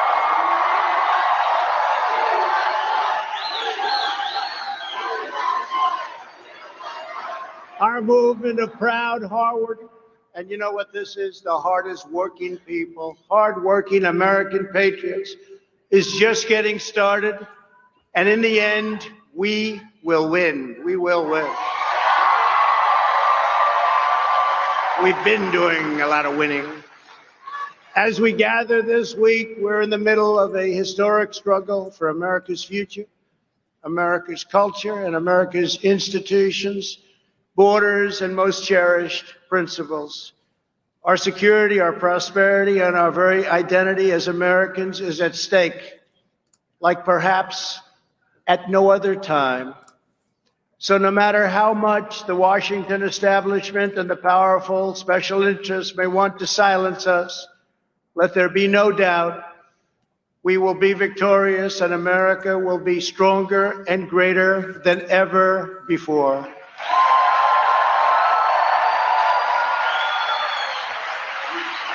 I want to thank my great friends, Matt and Mercedes Schlapp. Thank you. Thank you. Mercedes, thank you very much.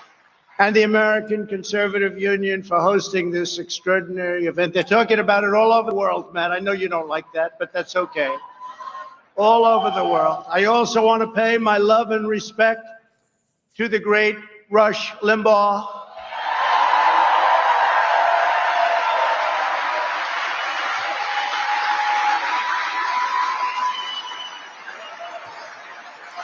Who is watching closely and smiling down on us. He's watching and he's loving it, and he loves Catherine. Catherine, thank you for being here. So great. Thank you, Catherine. He loved you, Catherine. I will tell you that. So fantastic. Thank you, Catherine, very much. To each and every one of you here at CPAC, I am more grateful to you than you will ever know. We are gathered this afternoon to talk about the future of our movement, the future of our party, and the future of our beloved country. For the next 4 years, the brave Republicans in this room will be at the heart of the effort to oppose the radical Democrats, the fake news media, and their toxic cancel culture, something new to our ears, cancel culture. And I want you to know that I'm going to continue to fight right by your side. We will do what we've done right from the beginning, which is to win. We're not starting new parties. Oh, there it is. You know, they kept saying, he's going to start a brand new party. We have the Republican Party. It's going to unite and be stronger than ever before. I am So he suggested that in talks at the White House. But this now puts a nail in that coffin. Brilliant. Let's start a new party and let's divide our vote so that you can never win. No, we're not interested in that. No, we have tremendous. Mr. McLaughlin just gave me numbers that nobody's ever heard of before. More popular than anybody. That's all of us. It's all of us. Those are great numbers, and I want to. That's along expectations. Incredible numbers. I came here and he was giving me 95%, 97%, 92%. I said, they're great, and I want to thank everybody in this room and everybody all throughout the country, throughout the world, if you want to really know the truth. Thank you, Donald. Thank you. We will be united and strong like never before. We will save and strengthen America, and we will fight the onslaught of radicalism, socialism, and indeed, it all leads to communism once and for all. That's what it leads to. You'll be hearing more and more about that as we go along, but that's what it leads to. You know that. We all knew that the Biden administration was going to be bad, but none of us even imagined just how bad they would be and how far left they would go. He never talked about it. You could read this on screen, by the way, from the Wall Street Journal. We'll keep listening. Never talk about this. We didn't know what the hell he was talking about, actually.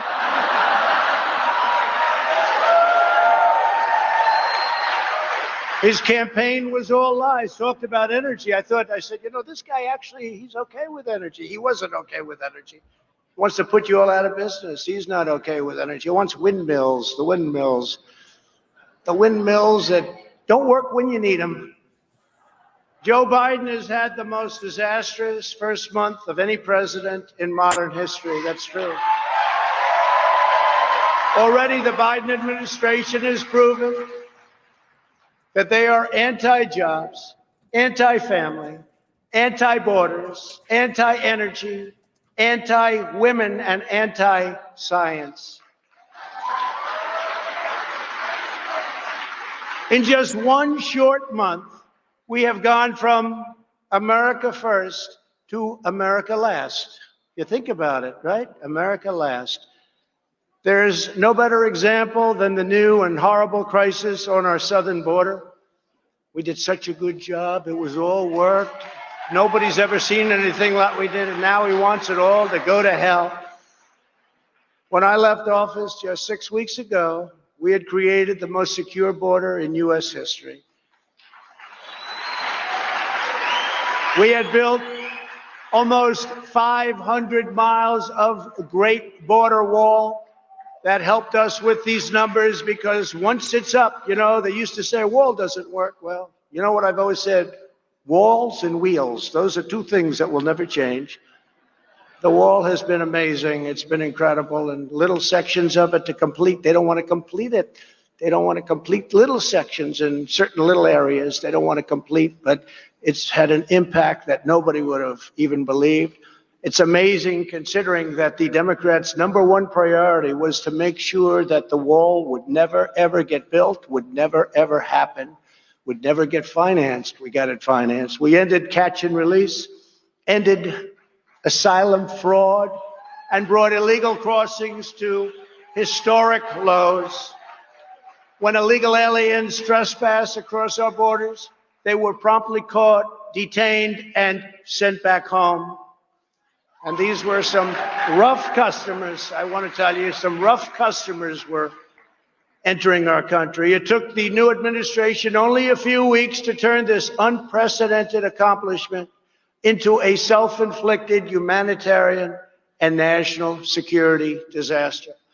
By recklessly eliminating our border, security measures, controls, all of the things that we put into place, Joe Biden has triggered a massive flood of illegal immigration into our country, the likes of which we have never seen before. They're coming up by the tens of thousands. They're all coming to take advantage of the things that he said that's luring everybody to come to America. And we're one country. We can't afford the problems of the world as much as we'd love to. We'd love to help, but we can't do that. So they're all coming because of promises and foolish words. Perhaps worst of all, Joe Biden's decision to cancel border security has single-handedly launched a youth migrant crisis that is enriching child smugglers, vicious criminal cartels, and some of the most evil people on the planet. You see it every day. Just turn on the news. You'll see it every day. Under my administration, we stopped the child smugglers. We dismantled the criminal cartels. We greatly limited drug and human trafficking to a level that nobody actually thought was possible. And the wall helped us a lot. And we protected vulnerable people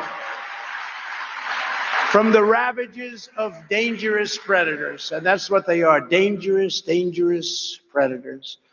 But the Biden administration has put the vile coyotes back in business, and it has done so in a very, very big way.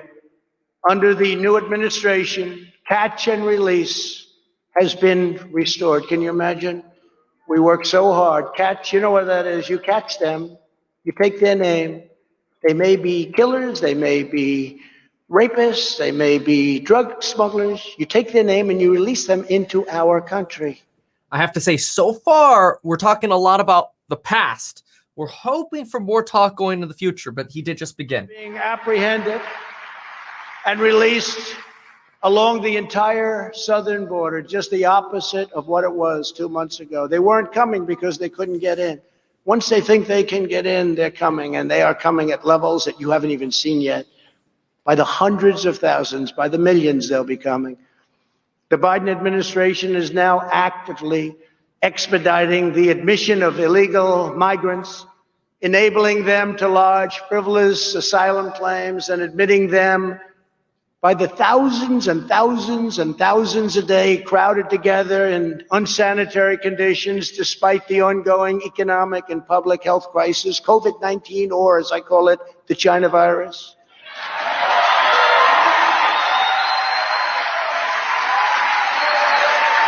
There's no masks. There's no double masks. That was a new one that came out 2 weeks ago. First, Fauci said, you don't need masks, no good, no. Then all of a sudden he wanted, now he wants double masks. No social distancing, no nothing. Get together, and it's sad actually, and it's sad for them and it's sad for our country. What the Biden administration is doing to push young migrants into the hands of human traffickers and coyotes is dangerous, immoral, and indefensible. Hard to believe it's happening. Biden has failed in his number one duty as chief executive, enforcing America's laws. This alone should be reason enough for Democrats to suffer withering losses in the midterms and to lose the White House decisively 4 years from now.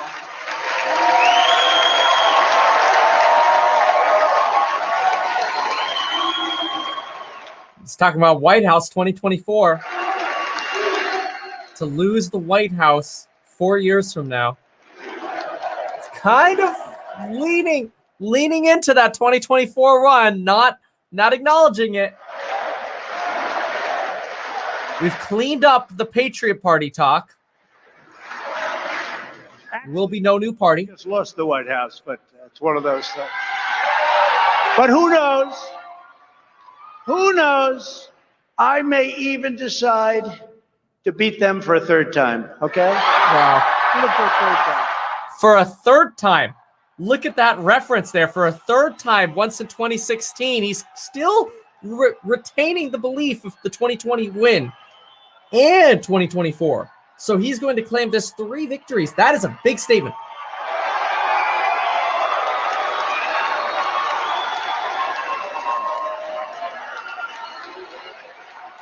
Joe Biden defunded the border wall and stopped all future construction. even on small open sections that just needed to be finished up, routine little work. It's already been bought.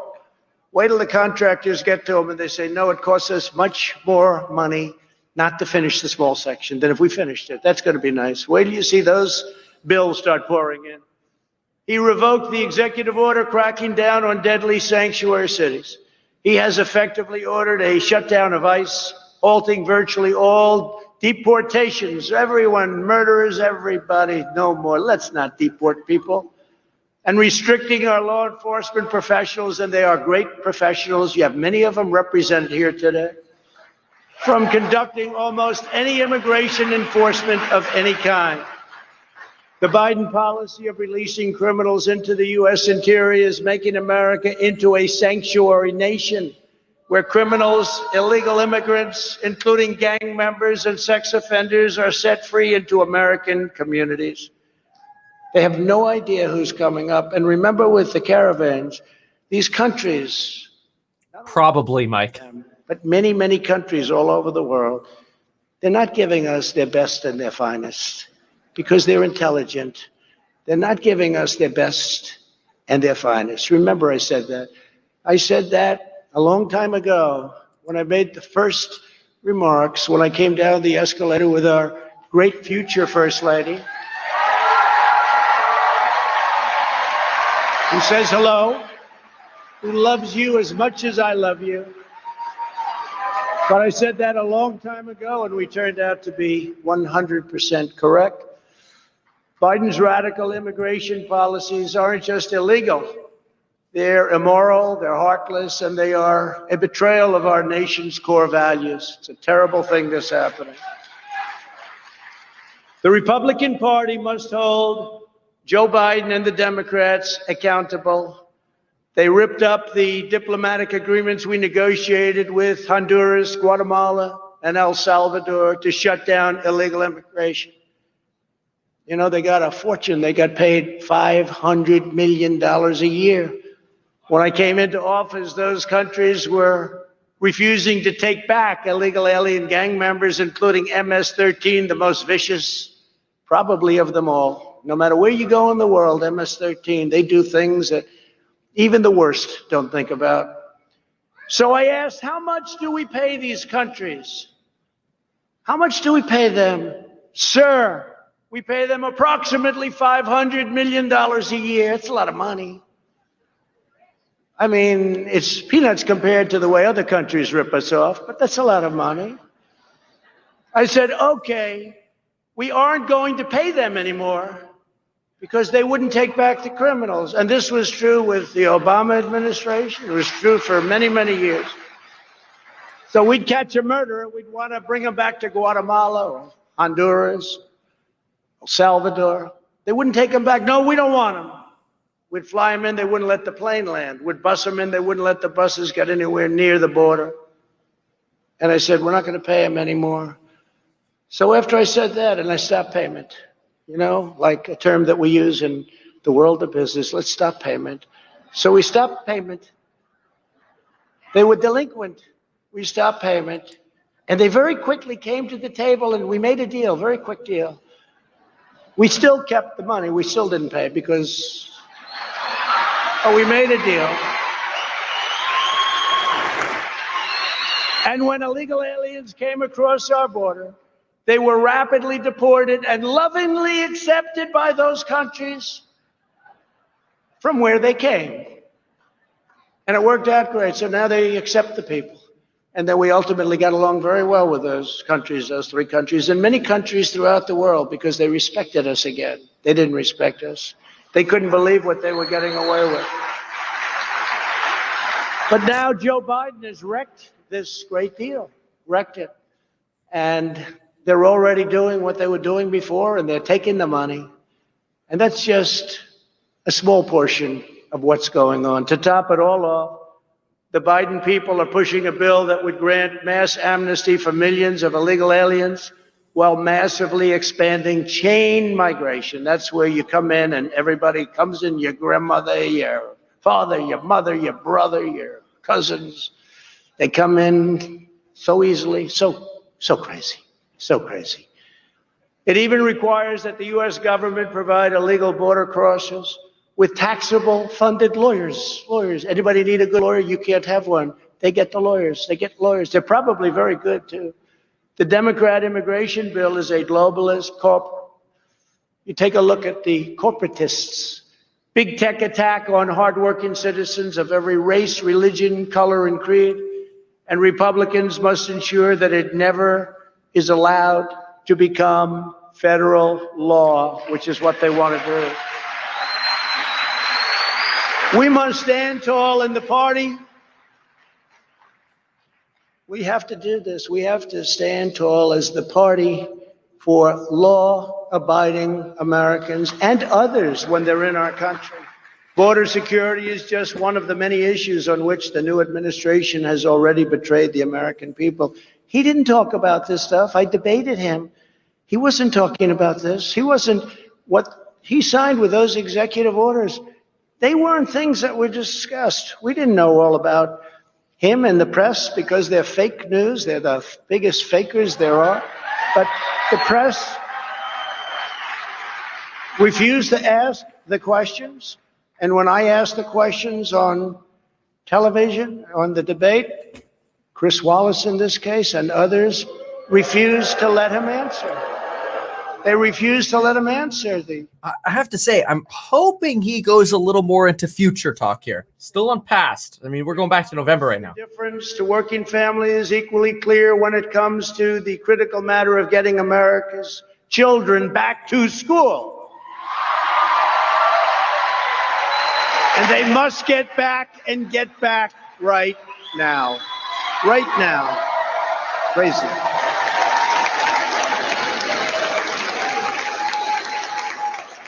Terrible. Terrible.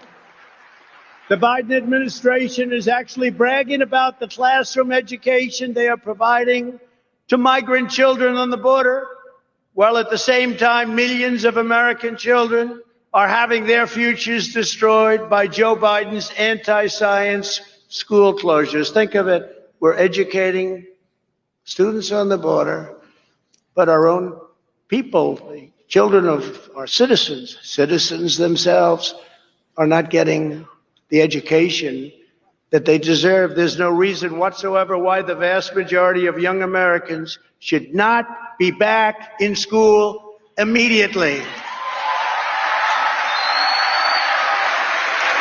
The only reason that most parents do not have that choice is because Joe Biden sold out America's children to the teachers' unions.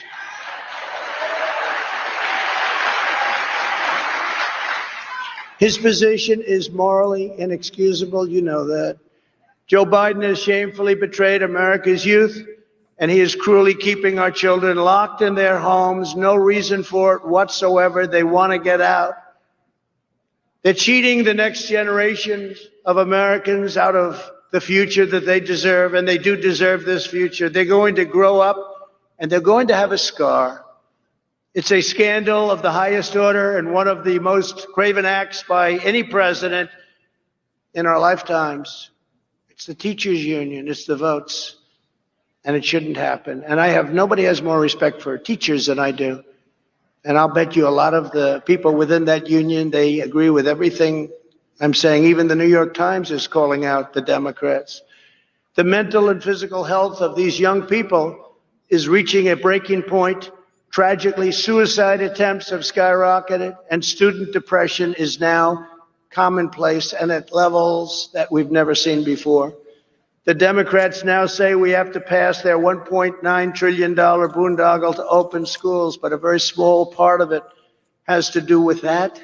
You know where it's going. It's going to bail out badly run Democrat cities, so much of it. But billions called it remain unspent. Literally what I thought I was going to say. That were passed last year. So on behalf of the moms, dads, and children of America, I call on Joe Biden to get the schools open and get them open now. It'd be a great thing to do.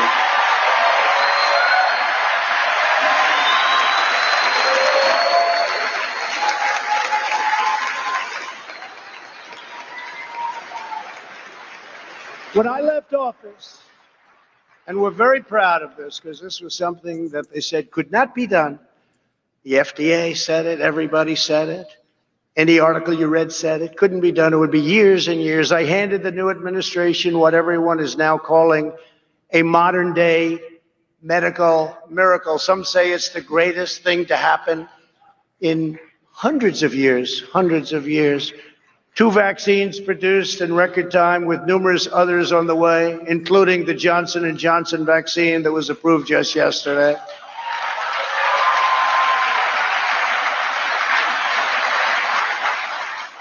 And therapeutic relief also. If you're sick, we have things now that are incredible. What has taken place over the last year under our administration. It would have taken any other president at least 5 years, and we got it done in 9 months. Everyone says 5 years, so 5 years. Can you imagine if you had to go through what all of the countries of the world who are now getting the vaccine or soon will be getting it from various companies, but can you imagine if all of those countries had to go through what they've been going through over the last year? You'd lose hundreds of millions of people. I pushed the FDA like they have never been pushed before. They told me that loud and clear. They have never been pushed like I pushed them. I didn't like them at all. But once we got it done, I said, I now love you very much. What the Trump administration has done with vaccines has, in many respects, perhaps saved large portions of the world, not only our country, but large portions of the world. Not only did we push the FDA far beyond what the bureaucrats wanted to do, we also put up billions and billions of dollars, 10 billion, to produce the vaccines before we knew they were going to work. It was called a calculated bet or a calculated risk. We took a risk because if we didn't do that, you still wouldn't have the vaccines. You wouldn't have them for a long time. So think of that. We took this bet. We made a bet because we thought we were on a certain track. But you'd be starting to make them right now. It'd be a long time before you ever saw them.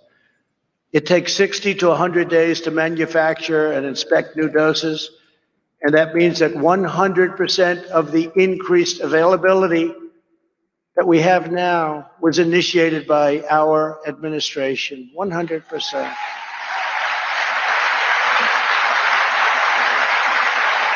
In fact, the director of National Institutes of Health, Francis Collins, he's Fauci's boss, actually. I think he's a Democrat, too, by the way, recently said that our Operation Warp Speed was absolutely breathtaking and that the Trump administration deserves full credit, which we do.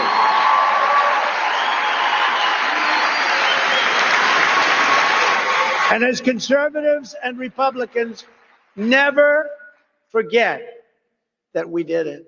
Never let them take the credit because they don't deserve the credit. They just followed now, they're following our plan, but this has been something that they really call it an absolute miracle. Joe Biden is only implementing the plan that we put in place. And if we had an honest media, which we don't, they would say it loud and clear. By the time I left that magnificent house at 1600 Pennsylvania Avenue, almost 20 million Americans had already been vaccinated. 1.5 million doses were administered on my final day alone. 1.5 million in a day. Yet Biden said just a few days ago that when he got here, meaning the White House, there was no vaccine. He said, there's no vaccine? Oh, good. Say it again, Joe. Now, I don't think he said that, frankly, in a malicious way. I really don't. I actually believe he said that because he didn't really know what the hell was happening.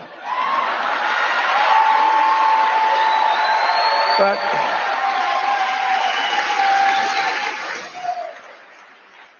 never let them forget this was us. We did this. And the distribution is moving along according to our plan. And it's moving along really well. We had the military, what they've done, our generals and all of the people, what they've done is incredible. But remember, we took care of a lot of people, including, I guess, on December 21st, we took care of Joe Biden because he got his shot. He got his vaccine. He forgot. It shows you how unpainful that vaccine shot is. So everybody go get your shot. He forgot. So it wasn't very traumatic, obviously, but he got his shot. And it's good that he got his shot. Last year, I predicted to you that the extremism, corruption, and incompetence of the Biden administration would be literally unprecedented in American history. Unfortunately, he has proven me 100% right. Already, as president, Biden has urged Congress to pass legislation shredding your Second Amendment. Your Second Amendment is in far bigger trouble than you know. And for 4 years, I fought like hell to save your Second Amendment, and we saved it 100%. We saved it. He signed an order to conduct politically correct far-left indoctrination trainings in every department of the federal government, including the U.S. military, after I had terminated these horrible things that were being preached to our military. And he wants it to go forward. It's insane. Within his first few hours, Biden eliminated our national security travel bans on nations plagued by terrorism. His first priority was to open our borders to unvetted travelers from Libya, Yemen, Syria, Somalia, and many other countries where strict vetting cannot occur. Countries that have tremendous problems, countries with tremendous terrorism problems. We did a travel ban. It was a real achievement. We told those countries, sorry, straighten out your act. We don't want people coming in where they had an ideology or a problem. We just couldn't have it. And it was incredible. How it worked was incredible. And he terminated it. We had to get it approved. It went all the way up to the Supreme Court of the United States. We got it approved, and he terminates it. In addition, he's already increased refugee admissions by nearly 10 times, but in effect, it'll soon be hundreds of times as millions of people flow up through our soon-to-be open borders. And by the way, the Border Patrol and ICE, these are some of the great heroes of our country. These are incredible people. I got to know them very well. Your family still cannot go out to eat at local restaurants, but Joe Biden is bringing in thousands upon thousands of refugees from all over the world, people that nobody knows anything about. We don't have crime records. We don't have health records. What are they bringing in with them? When I left office, we had virtually ended the endless wars. These endless wars, they go on forever. Just a quick note, the everybody get your shot line is already kind of circulating through social media. That was a big statement. And it's basically Trump endorsing getting the COVID vaccine, right? Something he hasn't bluntly said before. The wives and the husbands, I would see the kids. Endless wars, 19 years in Afghanistan. We have it down to almost nothing left. And I hear they might want to go back in. Iraq. Remember, I used to say, don't go in, but if you're going to go in, keep the oil. Well, we went in and we didn't keep the oil. We had made historic peace deals in the Middle East like nobody thought were even possible. With not a drop of bloodshed.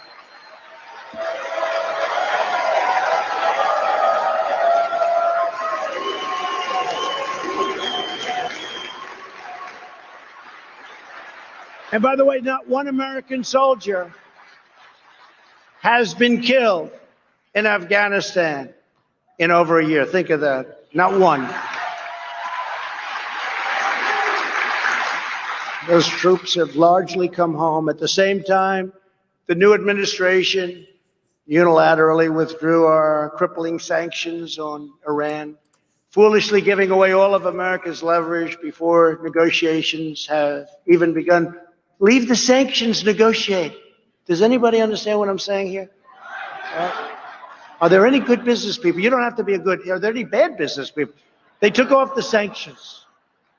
They took off the sanctions. They said, well, we're going to not have any sanctions. Let's negotiate a deal. I don't know, Matt Schlapp. I don't think you would have done that. Do you think so, Matt? I don't think so. Mercedes wouldn't have. No, you do that. You make a deal and then you do it. They wanted. I will tell you something, and I said it. Had we had a fair election, the results would have been much different, and we would have had a deal. We would have had a deal with Iran within the first week. They wanted those sanctions off. He took them off for nothing, for nothing. Now you watch how tough they negotiate. In another horrendous surrender, he agreed to get back into the World Health Organization for approximately $500 million a year, which is what we were paying. When I withdrew from the WHO, and you know the whole story with that, they called it badly. They really are puppets for China. They called and they wanted us to stay in. I said, how much are we paying? Approximately $500 million. How much is China paying? A much larger in terms of population country. Sir, they're paying $39 million. I said, why are we paying $500 million and they're paying 39? I could tell you why, because the people that made the deal are stupid. That's why. So,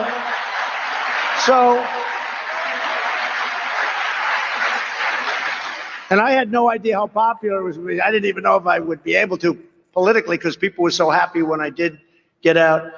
But I said, so we went in, we could get it for 39 million, which is what China, not 500 million, which is what we were stupidly paying. And they said, we can make a deal. We want you to go in. We can make a deal. Okay. And I decided not to do it. But we could have had it for 39. We could have had it for the same as China. And they decide now to go back into the World Health Organization and pay 500 million. What the hell is wrong with them? No, this is just emblematic. It's a tremendous amount of money, but compared to trillions, it's not, but it's a tremendous amount of money. Why would China pay 39 million and we're paying almost 500 million? Why?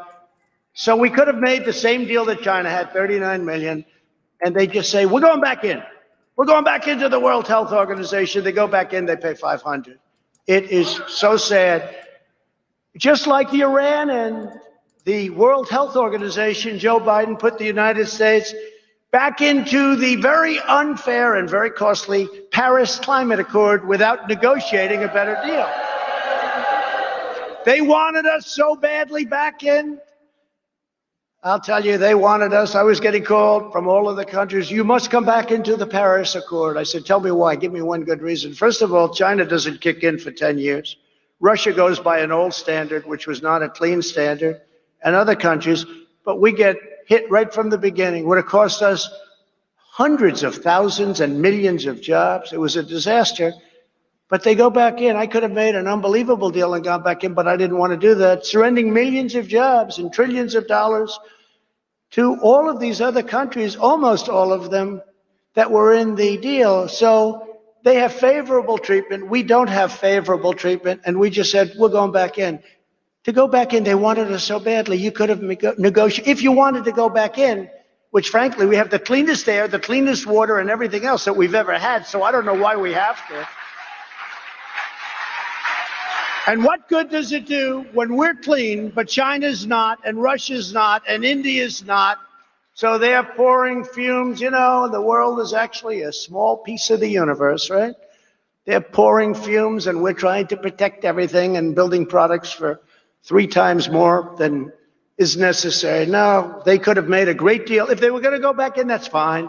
But they could have made a great deal instead of just say, we're back in. These people. And in one of his first official acts, which was incredible because, again, he talked about energy. He never said he was going to do this. He canceled the Keystone XL pipeline, destroying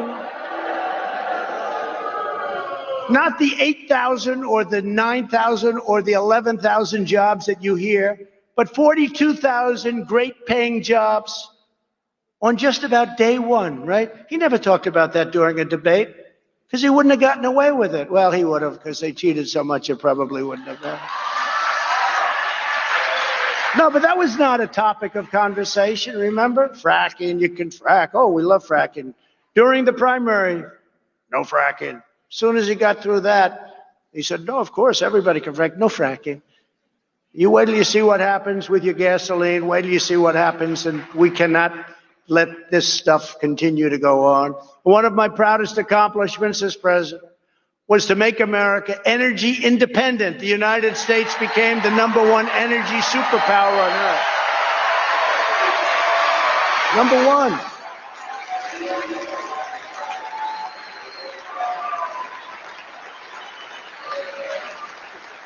Became #1. Bigger than Saudi Arabia, bigger than Russia by a lot. We left them all in the dust. They were all in the dust. But if the Democrats have their way, we are heading from energy dominance to energy disaster. That's what's happening. You have to see what's going on. Everything's being closed up. It's a disaster. The blackouts we saw in California last summer and all the time, and the windmill calamity that we're witnessing in Texas. Great state of Texas. We love Texas. But it's so sad when you look at it. That'll just be the start. How bad is wind power? So I talk about it all the time at CPAC, right? We went to CPAC, remember last, I said, we're going to watch the president.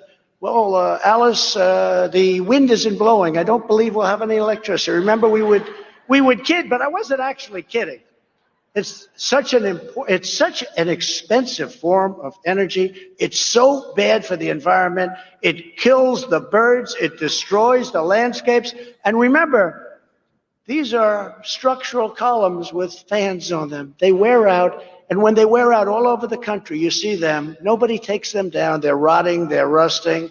How this is environmentally good for our country, and it costs many, many times more than natural gas, which is clean. It costs many more and can fuel our great factories. Wind can't do that. And solar, I love solar, but it doesn't have the capacity to do what we have to do to make America great again. Sorry, it just doesn't have it. Under the radical Democrat policies, the price of gasoline has already surged 30% since the election, and will go to $5, $6, $7, and even higher. So enjoy that when you go to the pump, and they'll say, that'll be about $200 to fill up your van. You'll go to this, remember they used to go to the little small vans? They got away from the big ones that everybody wanted. They went to the small ones. Well, you know what? Probably a good investment as long as these guys have their say, because, you know, it's a shame what's happening. Energy prices are going to go through the roof, and that includes your electric bills. That includes any bill having to do with energy, our biggest cost. We will now be relying on Russia and the Middle East for oil. And they talk about Russia, Russia, Russia. What's better than what this guy's done for Russia? I had oil where they were actually paying you to take it, okay? You know, that was a little, remember they were going to give you 37 a barrel, but you had to take it away.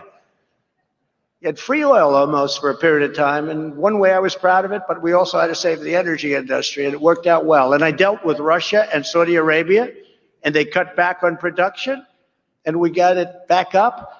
But now it's going the opposite, because now they're taking this incredible energy independence away from the people of our country, and you're going to see costs go like you have never seen them go before. It's a very sad and very stupid thing that they're doing. The Biden policies are a massive win for other oil-producing countries and a massive loss for the United States and our great citizens. Joe Biden and the Democrats are even pushing policies that would destroy women's sports. A lot of new records are being broken in women's sports. Hate to say that, ladies, but got a lot of new records. They're being shattered. You know, for years, the weightlifting, every ounce is like a big deal for many years. All of a sudden, somebody comes along and beats it by 100 pounds. Boom, boom. Now, young girls and women are incensed that they are now being forced to compete against those who are biological males. Not good for women. It's not good for women's sports, which worked so long and so hard to get to where they are. The records that stood for years, even decades, are now being smashed with ease. Smashed. If this is not changed, women's sports, as we know it, will die. They'll end. It'll end. What coach, if I'm a coach, you know, I want to be a great coach. What coach, as an example, wants to recruit a young woman to compete if her record can easily be broken by somebody who was born a man? Not too many of those coaches around, right? They are around. They won't be around long because they're going to have a big problem when their record is, we're 0-16, but we're getting better. No, I think it's crazy. I think it's just crazy what's happening. We must protect the integrity of women's sports. So important. Have to.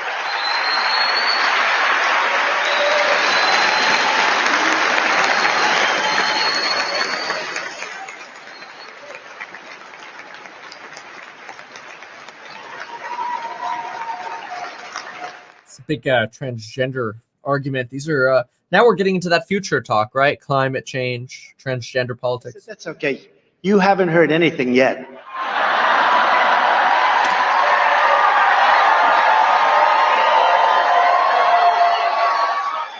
As you can see, the early weeks of the Biden administration have nothing less than, they've been a catastrophe for American workers and for American families. The task of our mission, and for us, it's our movement. As I said, a movement like has never been seen, I think we can probably say, never been seen anywhere in the world. I mean, nobody's ever seen a movement like this. I'd grow up and I'd watch somebody who came in second in New Hampshire, or first in Iowa, and that was the end, and they became famous for the rest of their lives. We won the election twice. I mean, think about it. Twice. The task for our movement and our party is to stand up to this destructive agenda with confidence and with resolve. The future of the Republican Party is as a party that defends the social, economic, and cultural interests and values of working American families of every race, color, and creed. That's why the party is growing so rapidly and is becoming a different party. And it's becoming a party of love. You have to see outside the streets. I mean, there's such love. The flags. Amazing.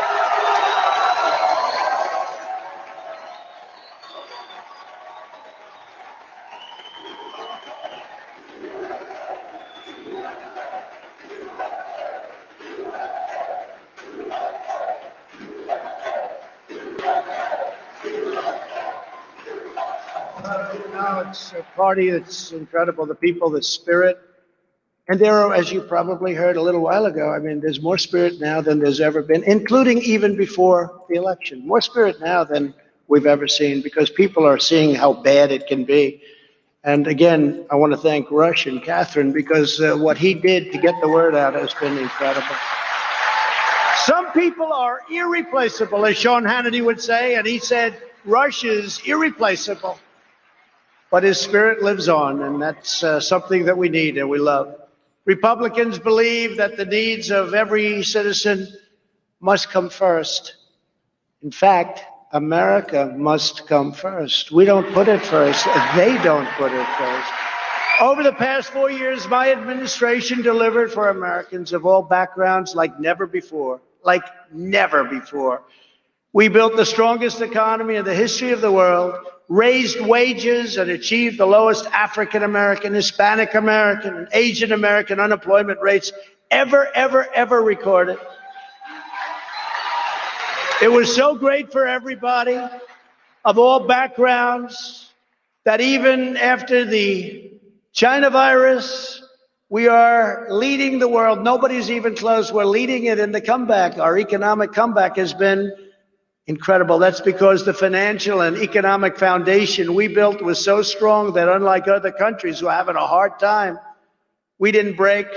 We came roaring back, and now our stock market and your 401ks are again at record levels, higher than ever before, actually. Many people have asked, what is Trumpism?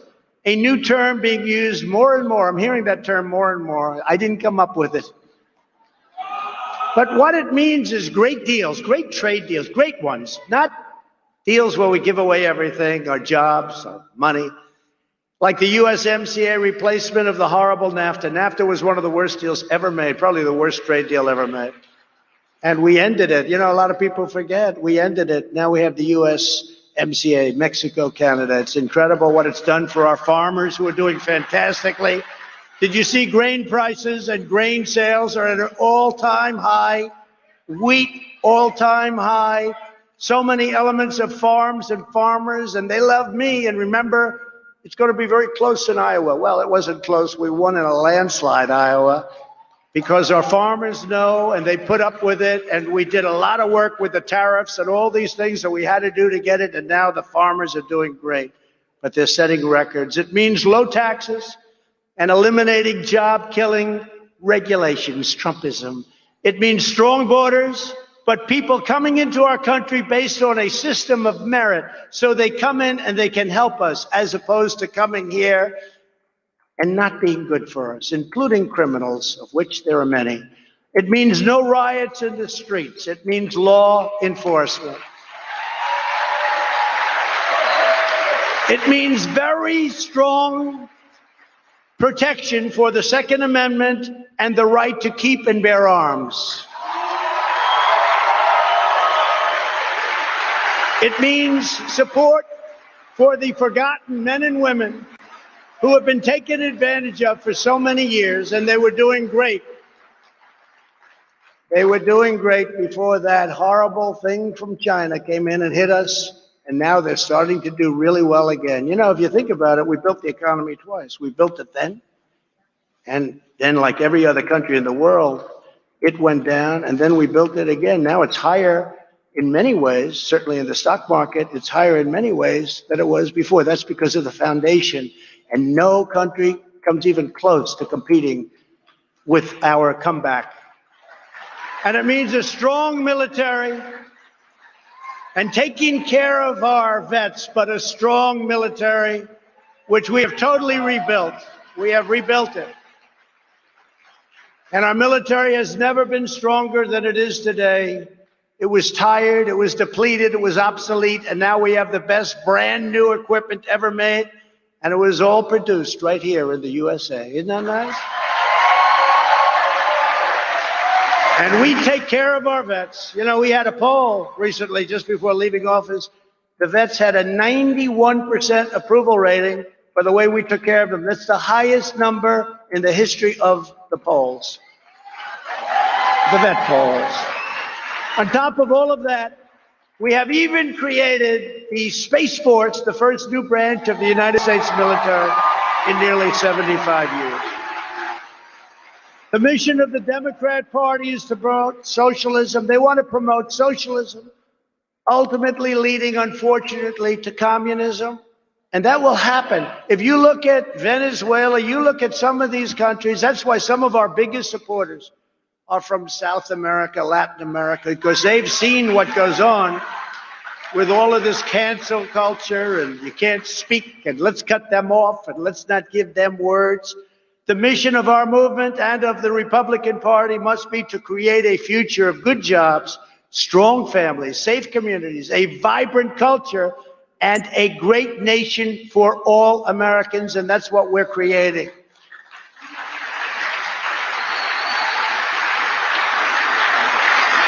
Let's see if he goes into more future plans. Based upon unvarnished disdain for America, its past, and its people. You see that happening. It's horrible the way they treat the legacy of our country, the culture of our country. Our party is based on love for America and the belief that this is an exceptional nation blessed by God.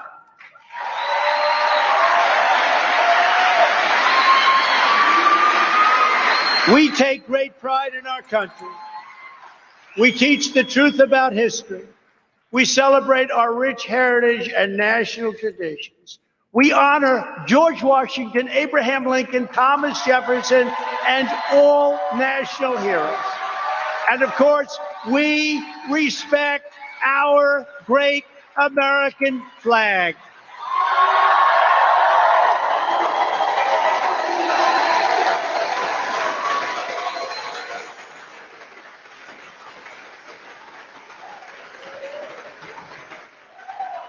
Thank you.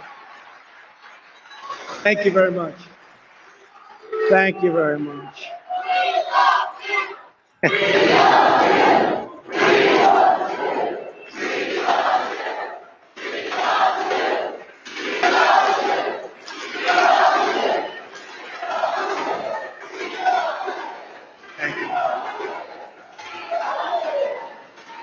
Thank you very much. So nice. I started that hearing. We really were getting word of that, hearing that during some of the rallies, especially the latter rallies where we set records. We had 56 unbelievable packed rallies, and nobody's ever had anything like we had. And we started hearing, "We love you." And I asked somebody, you know, because we really liked Ronald Reagan, right? He was a great president. We had others. But I said, did anybody ever say that to Ronald Reagan or to any of our great? And to the best of all of these political professionals' knowledge and pollsters, nobody's ever heard that chant before, man. So it's an honor.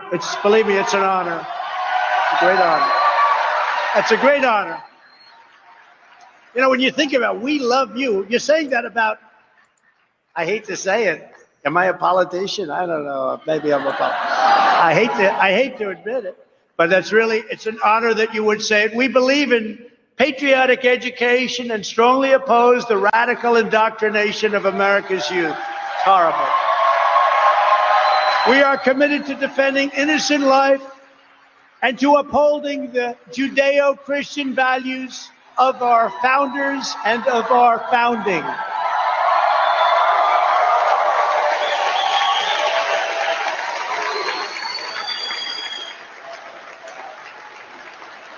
We embrace free thought, we stand up to political correctors, and we reject left-wing lunacy, and in particular, we reject cancel culture.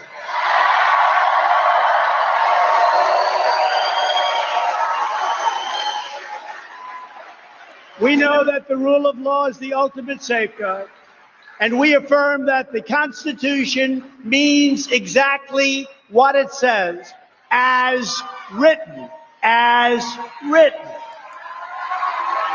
They want to change it. They want to change it. They want to get rid of it, frankly. We believe in law and order, and we believe that the men and women of law enforcement are heroes who truly deserve our absolute support. We don't defund the police. We are not defunding the police.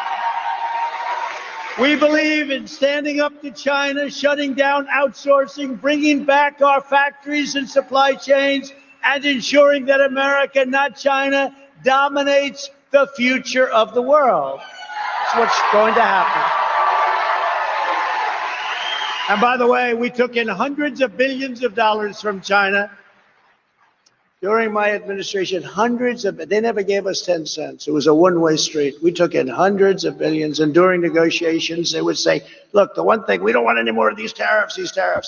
Those tariffs, we took in so much money. And what happened is they became competitive. So what happened with people, they wouldn't go to China. They'd build a lot of it back in our country. They would make it here instead.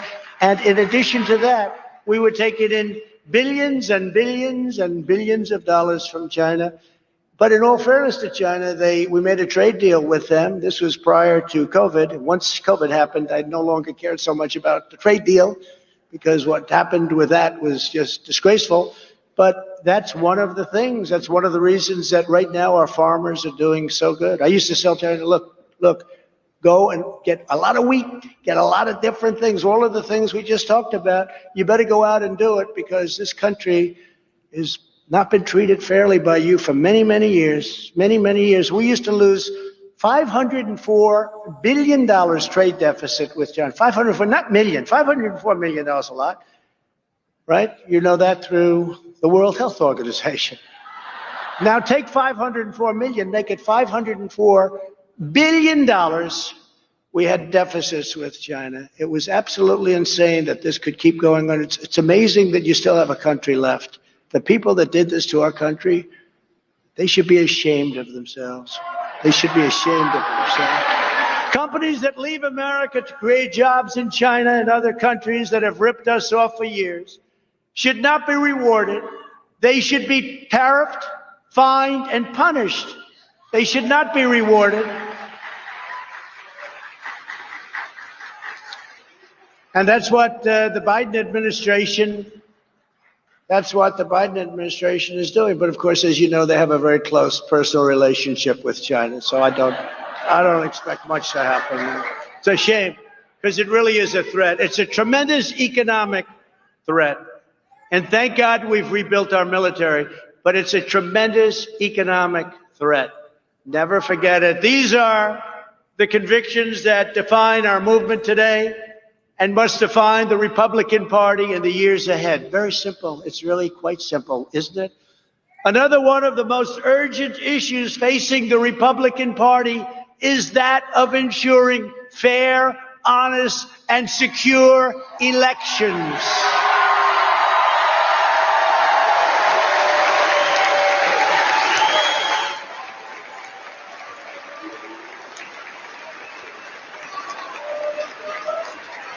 Such a disgrace, such a disgrace.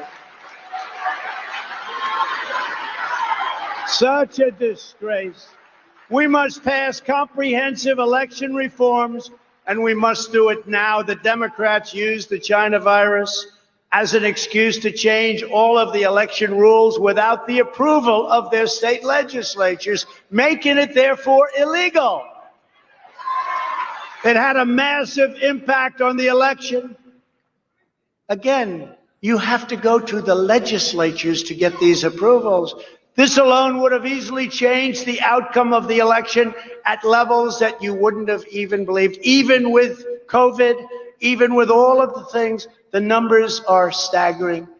We can never let this or other abuses of the 2020 election be repeated or happen again. Can never let that happen again. You see what's going on. We've been set back so greatly with other countries and with the world. We need election integrity and election reform immediately. Republicans should be the party of honest elections that can give everyone confidence in the future of our country. Without honest elections, who has confidence? Who has confidence? This issue is being studied and examined. But the reality is you cannot have a situation where ballots are indiscriminately pouring in from all over the country. Tens of millions of ballots. Where are they coming from? They're coming all over the place. Oh, this video just got canceled. Aliens. YouTube's taking this down.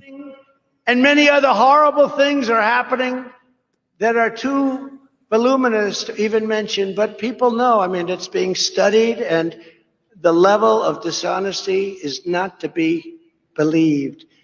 We have a very sick and corrupt electoral process that must be fixed immediately. This election was rigged, and the Supreme Court and other courts didn't want to do anything about it.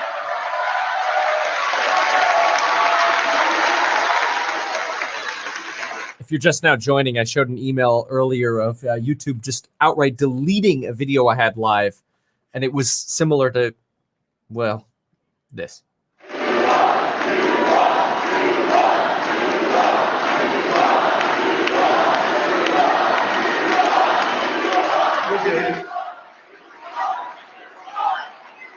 If you just take that one element where they didn't go through legislatures, it's illegal. You can't do it. It's in the Constitution. They didn't have the courage, the Supreme Court. They didn't have the courage to act, but instead used process and lack of standing. I was told the President of the United States has no standing. It's my election. It's your election. We have no standing. We had almost 20, if you think of it, we had almost 20 states go into the Supreme Court so that we didn't have a standing problem. They rejected it. They rejected it. They should be ashamed of themselves for what they've done to our country. They didn't have the guts or the courage to make the right decision. They didn't want to talk about it.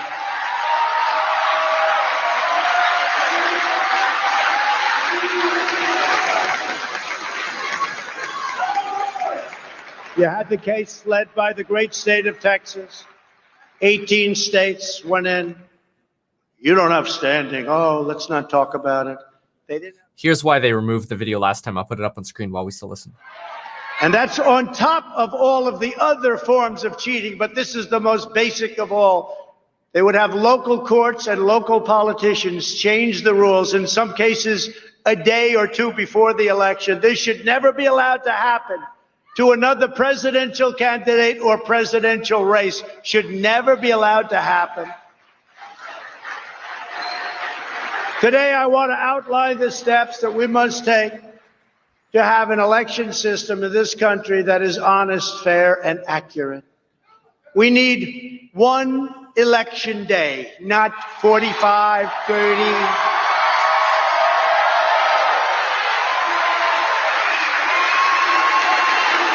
One day, like it's been. And if Republicans don't get this and the other things I'm going to say, then you should, like the Supreme Court, be ashamed of yourselves. One day.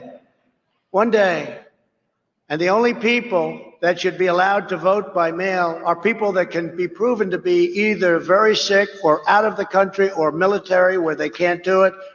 One day. They have millions and millions of ballots sitting around all over the place for long periods of time. Gee, I wonder what happens with those ballots. I wonder what happens. It's common sense. It's a disgrace. It's an absolute disgrace. There should be a legitimate reason for someone to vote absentee. Has to have a reason. We should eliminate the insanity of mass and very corrupt mail-in voting. We must have voter ID. Voter ID.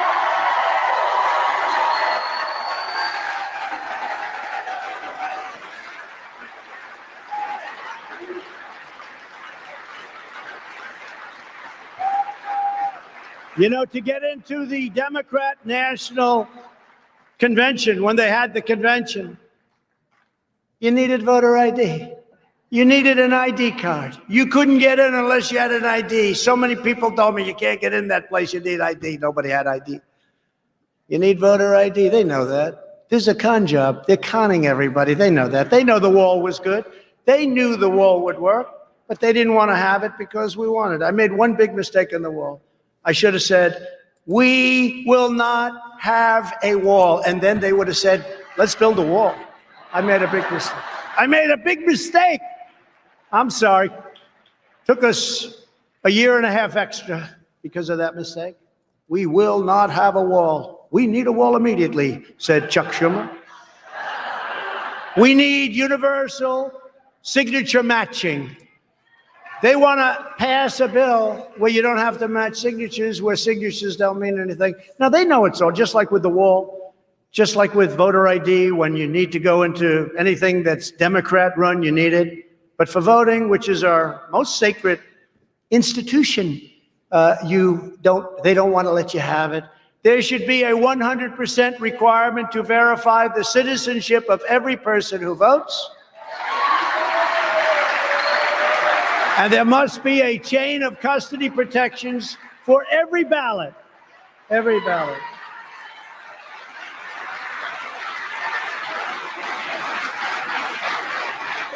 And you saw what happened in Detroit and Philadelphia and many other places, swing states mostly, all over, but swing states mostly. You saw what happened. You saw what was going on. You saw that more people, you take a look at the votes. When you have more votes than you have people, that's a problem, right? Is that a problem? You know, we have a little problem adjusting in Detroit. We seem to have more votes than we have people, a lot more votes. An election-changing number. We're not talking about a number where you can't. No, these are election-changing numbers. In Pennsylvania, they had hundreds of thousands of more votes than they had people voting. I mean, I just have to say, I was really hopeful that, okay, maybe he'd start by going, okay, we won. Okay, got it. Like, we kind of knew he was going to say something like that. But now we're really going deep on relitigating the election rather than forward stuff. It's tremendous, never like this, because they use COVID as a way of cheating.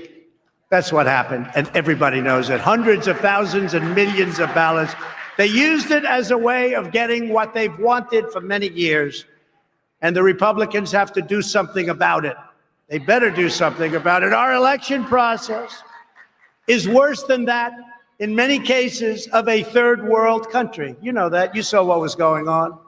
Even if you consider nothing else, it is undeniable that election rules were illegally changed at the last minute in almost every swing state, with the procedures rewritten by local politicians. You're not allowed to do that. and local judges. They want more time, they want this, they want that, all done by local politicians or local judges, as opposed to state legislatures as required by the Constitution of the United States. And these are numbers that are massive. These aren't little numbers. These are numbers that in each state is a transformative number. It changes the outcome of the election. And it's not close. Regardless of your political views, this should concern you as a constitutional matter.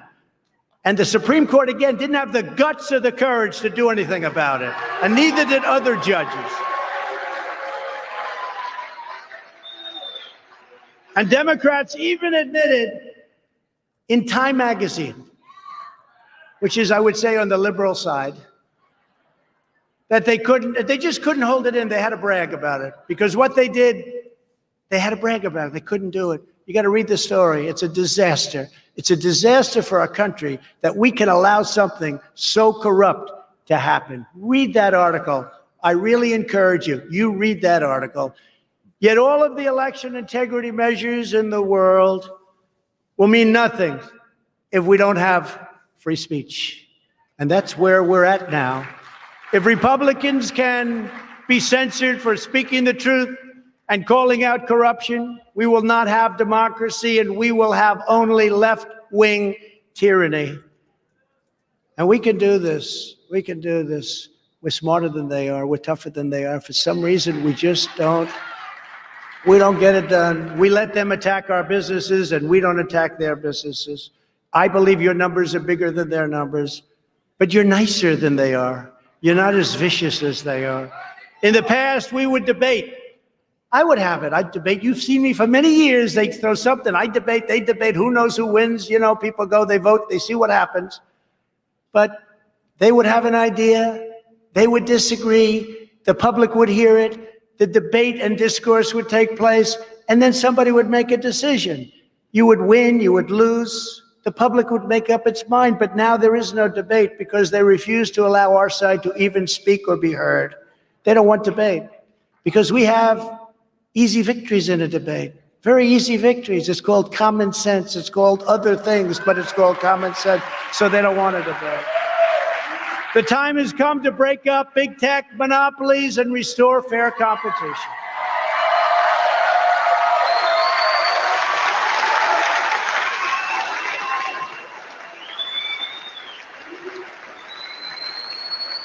Republicans, conservatives must open up our platforms and repeal Section 230 liability protections. And if the federal government refuses to act, then every state in the union where we have the votes, which is a lot of them, big tech giants like Twitter, Google, and Facebook should be punished with major sanctions whenever they silence conservative voices.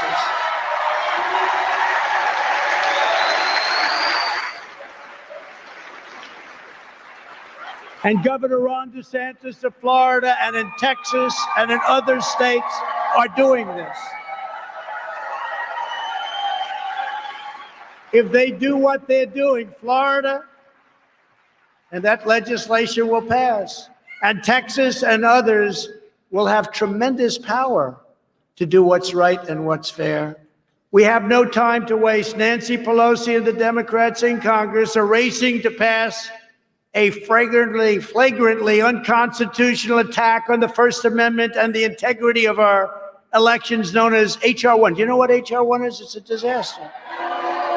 Their bill would drastically restrict political speech, empower the federal government to shut down dissent, and turn the Federal Election Commission into a partisan political weapon.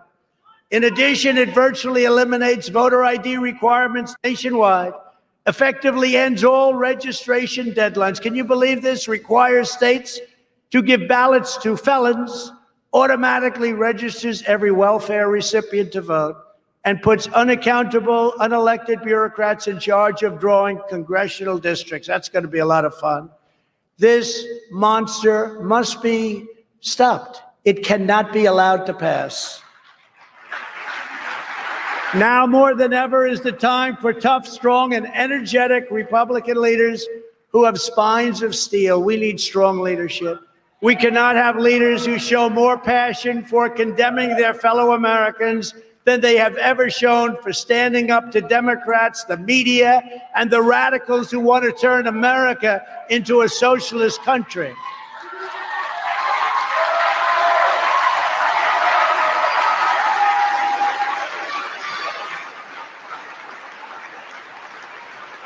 Instead of attacking me and, more importantly, the voters of our movement, top establishment Republicans in Washington should be spending their energy in opposing Biden, Pelosi, Schumer, and the Democrats. I've said to some of them, I said, you know, during the Obama years and now during Biden, if you spent the same energy on attacking them, you'd actually be successful, as you do on attacking me in many cases. The Democrats don't have grandstanders like Mitt Romney, Little Ben Sass, Richard Burr, Bill Cassidy, Susan Collins, Lisa Murkowski, Pat Toomey.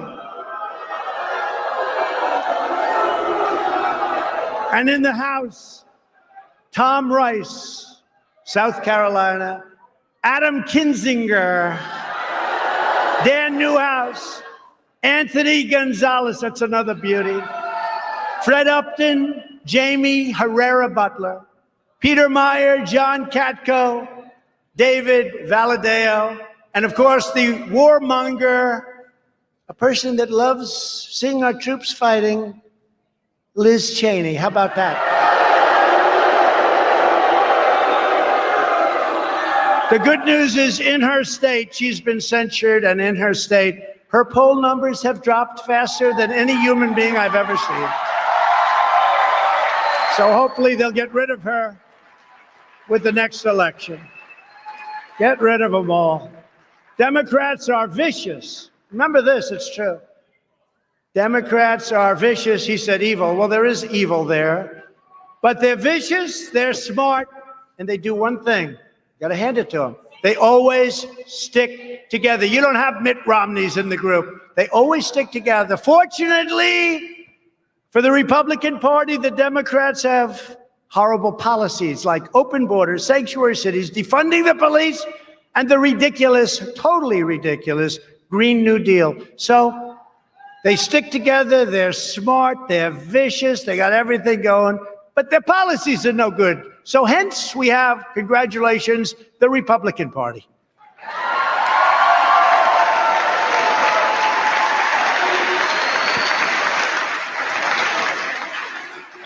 After this, they may not stick with those policies. We have to be careful. No, their policies are horrible. Think of it. Defund the police. How did that work out? But if Republicans do not stick together, the rhinos that we're surrounded with will destroy the Republican Party and the American worker, and will destroy our country itself. The rhinos, you know, Republican in name only. But the Republican Party is united. The only division is between a handful of Washington, D.C. establishment political hacks and everybody else all over the country. I think we have tremendous unity. When you look at the crowds outside that want your seat so badly, they will take your seat in 2 seconds. They want your seat. Congratulations. Congratulations on getting in, by the way. I'm very impressed. And that's why I'm announcing that I will be actively working to elect strong, tough, and smart Republican leaders.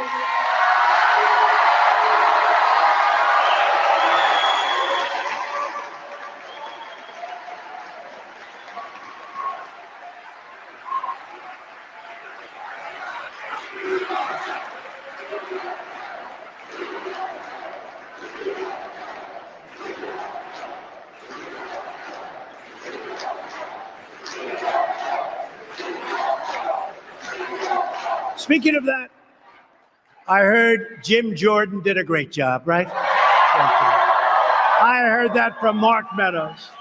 I heard it. Oh, there he is. Look at that. Hi, Jim. I heard you were great. In fact, I hated to follow you. I want to follow other people. I could name them too. I like to follow other people. I heard you were great. Thank you, Jim, very much. Jim Jordan. Great athlete. People don't know he was a great wrestler, tremendous numbers of victories. He was a champion. He was college champion for a long period of time. He's a winner and a leader, and he doesn't play games. He likes to win. He likes to win. And we have a lot of people in our party that like to win, Jim, right? But I heard you were great. Thank you very much. But we want Republican leaders who are loyal to the voters and who will work proudly for the vision that I've laid out today. And what is it? So simple, right? So simple. Military, law and order, great trade deals, great education. So simple. Does anybody get it? What are they doing? Does anybody get it? It has just been stated that President Trump's endorsement is the most powerful asset in politics. You believe that? Who would have thought that was going to happen? Who would have thought that's going to happen, Jim? In last year's congressional primaries, 120, listen to this, it's crazy. 120 of 122 candidates I endorsed won. 120. That's almost as good as Jim's wrestling record. And the two that lost were beaten by people claiming to be more Trump than their opponent. So I like those two people very much also. In the Senate, I was undefeated in endorsements with a record of 21-0. My endorsement of Mitch McConnell at his request, it's all right, it's all right. Now, he made a request, he asked for my endorsement, brought him from 1 point down to 20 points up, and he won his race in the great state and actually the great Commonwealth of Kentucky, and he won it very easily. And I said, I wonder if I'm doing the right thing here, but you know what? I did what I did, but he went from 1 point down to 20 points up very quickly, immediately actually, and he won his race. And if you compare that to his other elections, I'm sure you'll see something interesting. But you know what? We got a Republican elected. And now we have to use Republicans to take care of the election frauds and all of the other things that are happening that shouldn't be allowed to happen in our country. It's very simple. Because of my efforts campaigning, we had huge gains in the House. And I helped keep many senators in their seats, and they will admit it, so that it's now 50-50 instead of Republicans being down anywhere from 8 to 10 seats. And they'll admit it. We'd be down 8 to 10 seats if I didn't campaign. We held rallies for some of the senators that were down, and nobody talks about that. Nobody wants to talk. The press doesn't talk about it. With me at the top of the ticket, not a single Republican member of Congress lost their race for the first time in decades. We won 26 of 26 toss-up races. Toss-up.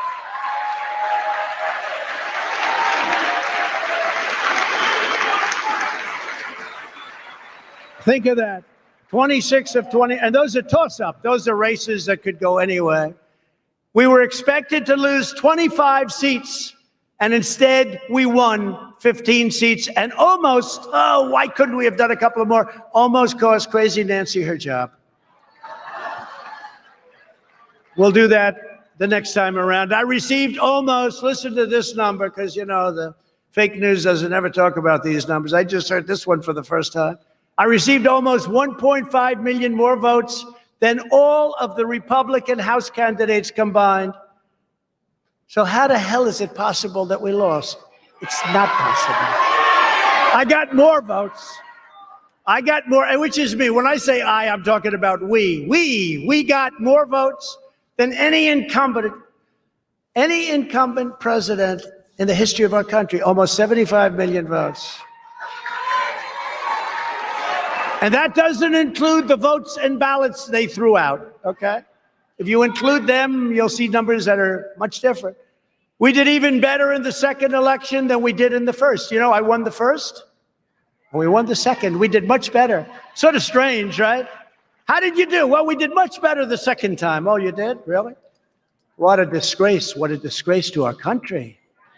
I got over 11 million, very close to 12 million more votes than we got in 2016. And I was told by John McLaughlin that if you, the great pollster, that if you get we had 63.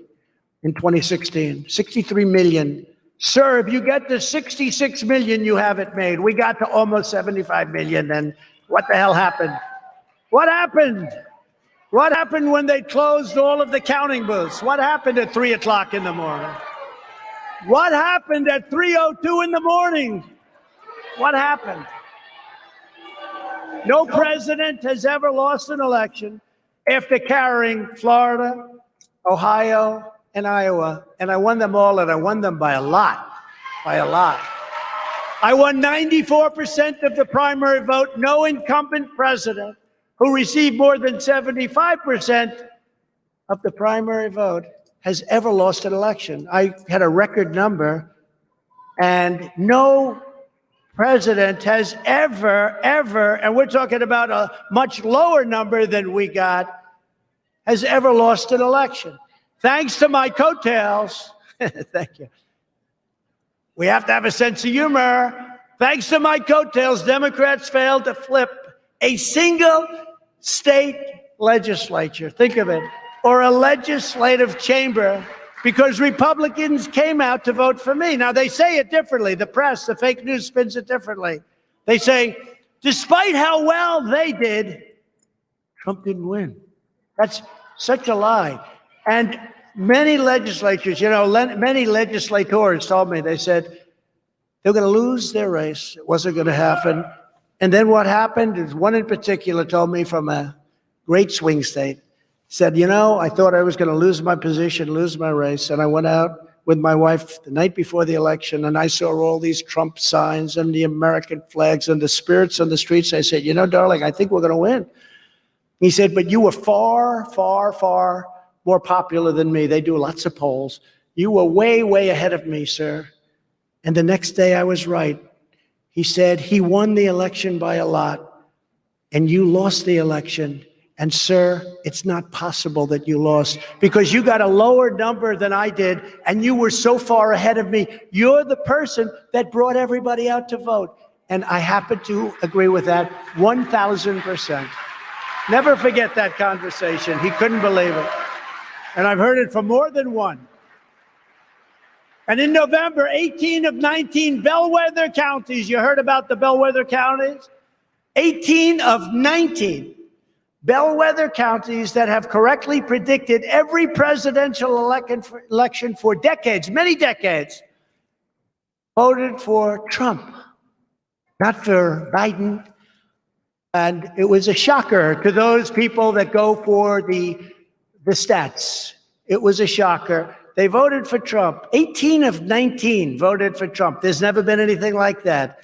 And yet, did Biden win? No. If you want to help us take back the future of our country, go to DonaldJTrump.com. I don't do this. I've never done this, but it's time that we have to put forces together, because these people with their big tech and their fake news media right back there, okay? And when you talk about election, they turn off. When you talk about, they probably have them going because they also care about ratings. But when they talk about election, they turn off the cameras. You know why? It's a very sore subject, okay?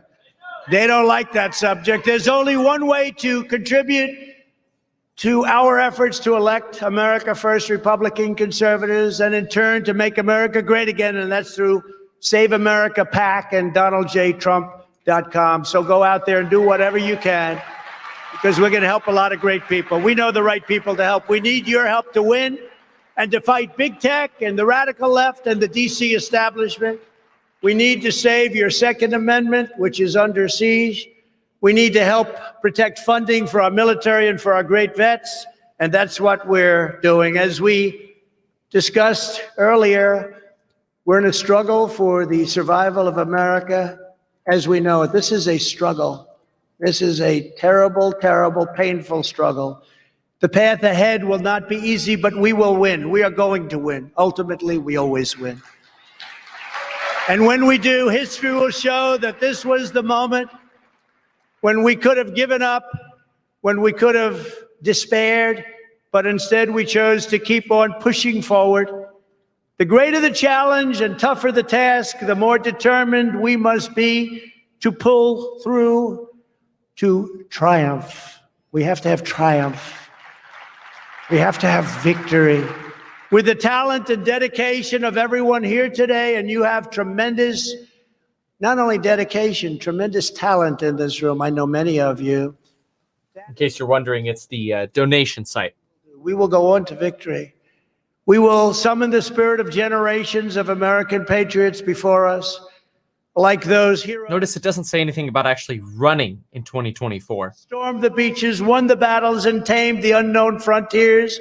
We will persist and we will prevail. We're tougher than they are. It's literally just join the movement, donate money, buy the merchandise. That's it. Although, well, check this out down here.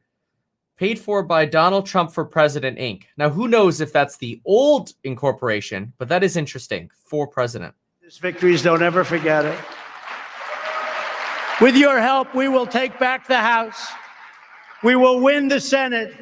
And then a Republican president will make a triumphant return to the White House. And I wonder who that will be. I wonder who that will be.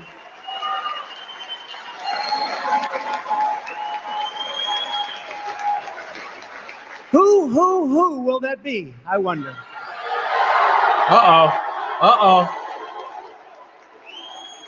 Is he gonna do it? This is like a Standing before you today, I am supremely confident that for our movement, for our party, and for our country, our brightest days are just ahead. And that together we will make America prouder, freer, stronger, and greater than it ever has been before. Thank you, CPAC. God bless you, and God bless America. Thank you all. Thank you. He's still cliffhangered it.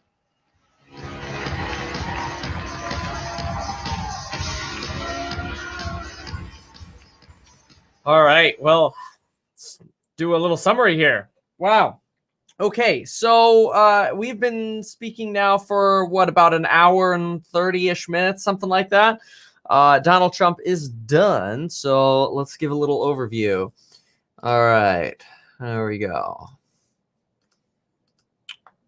Cool. All right.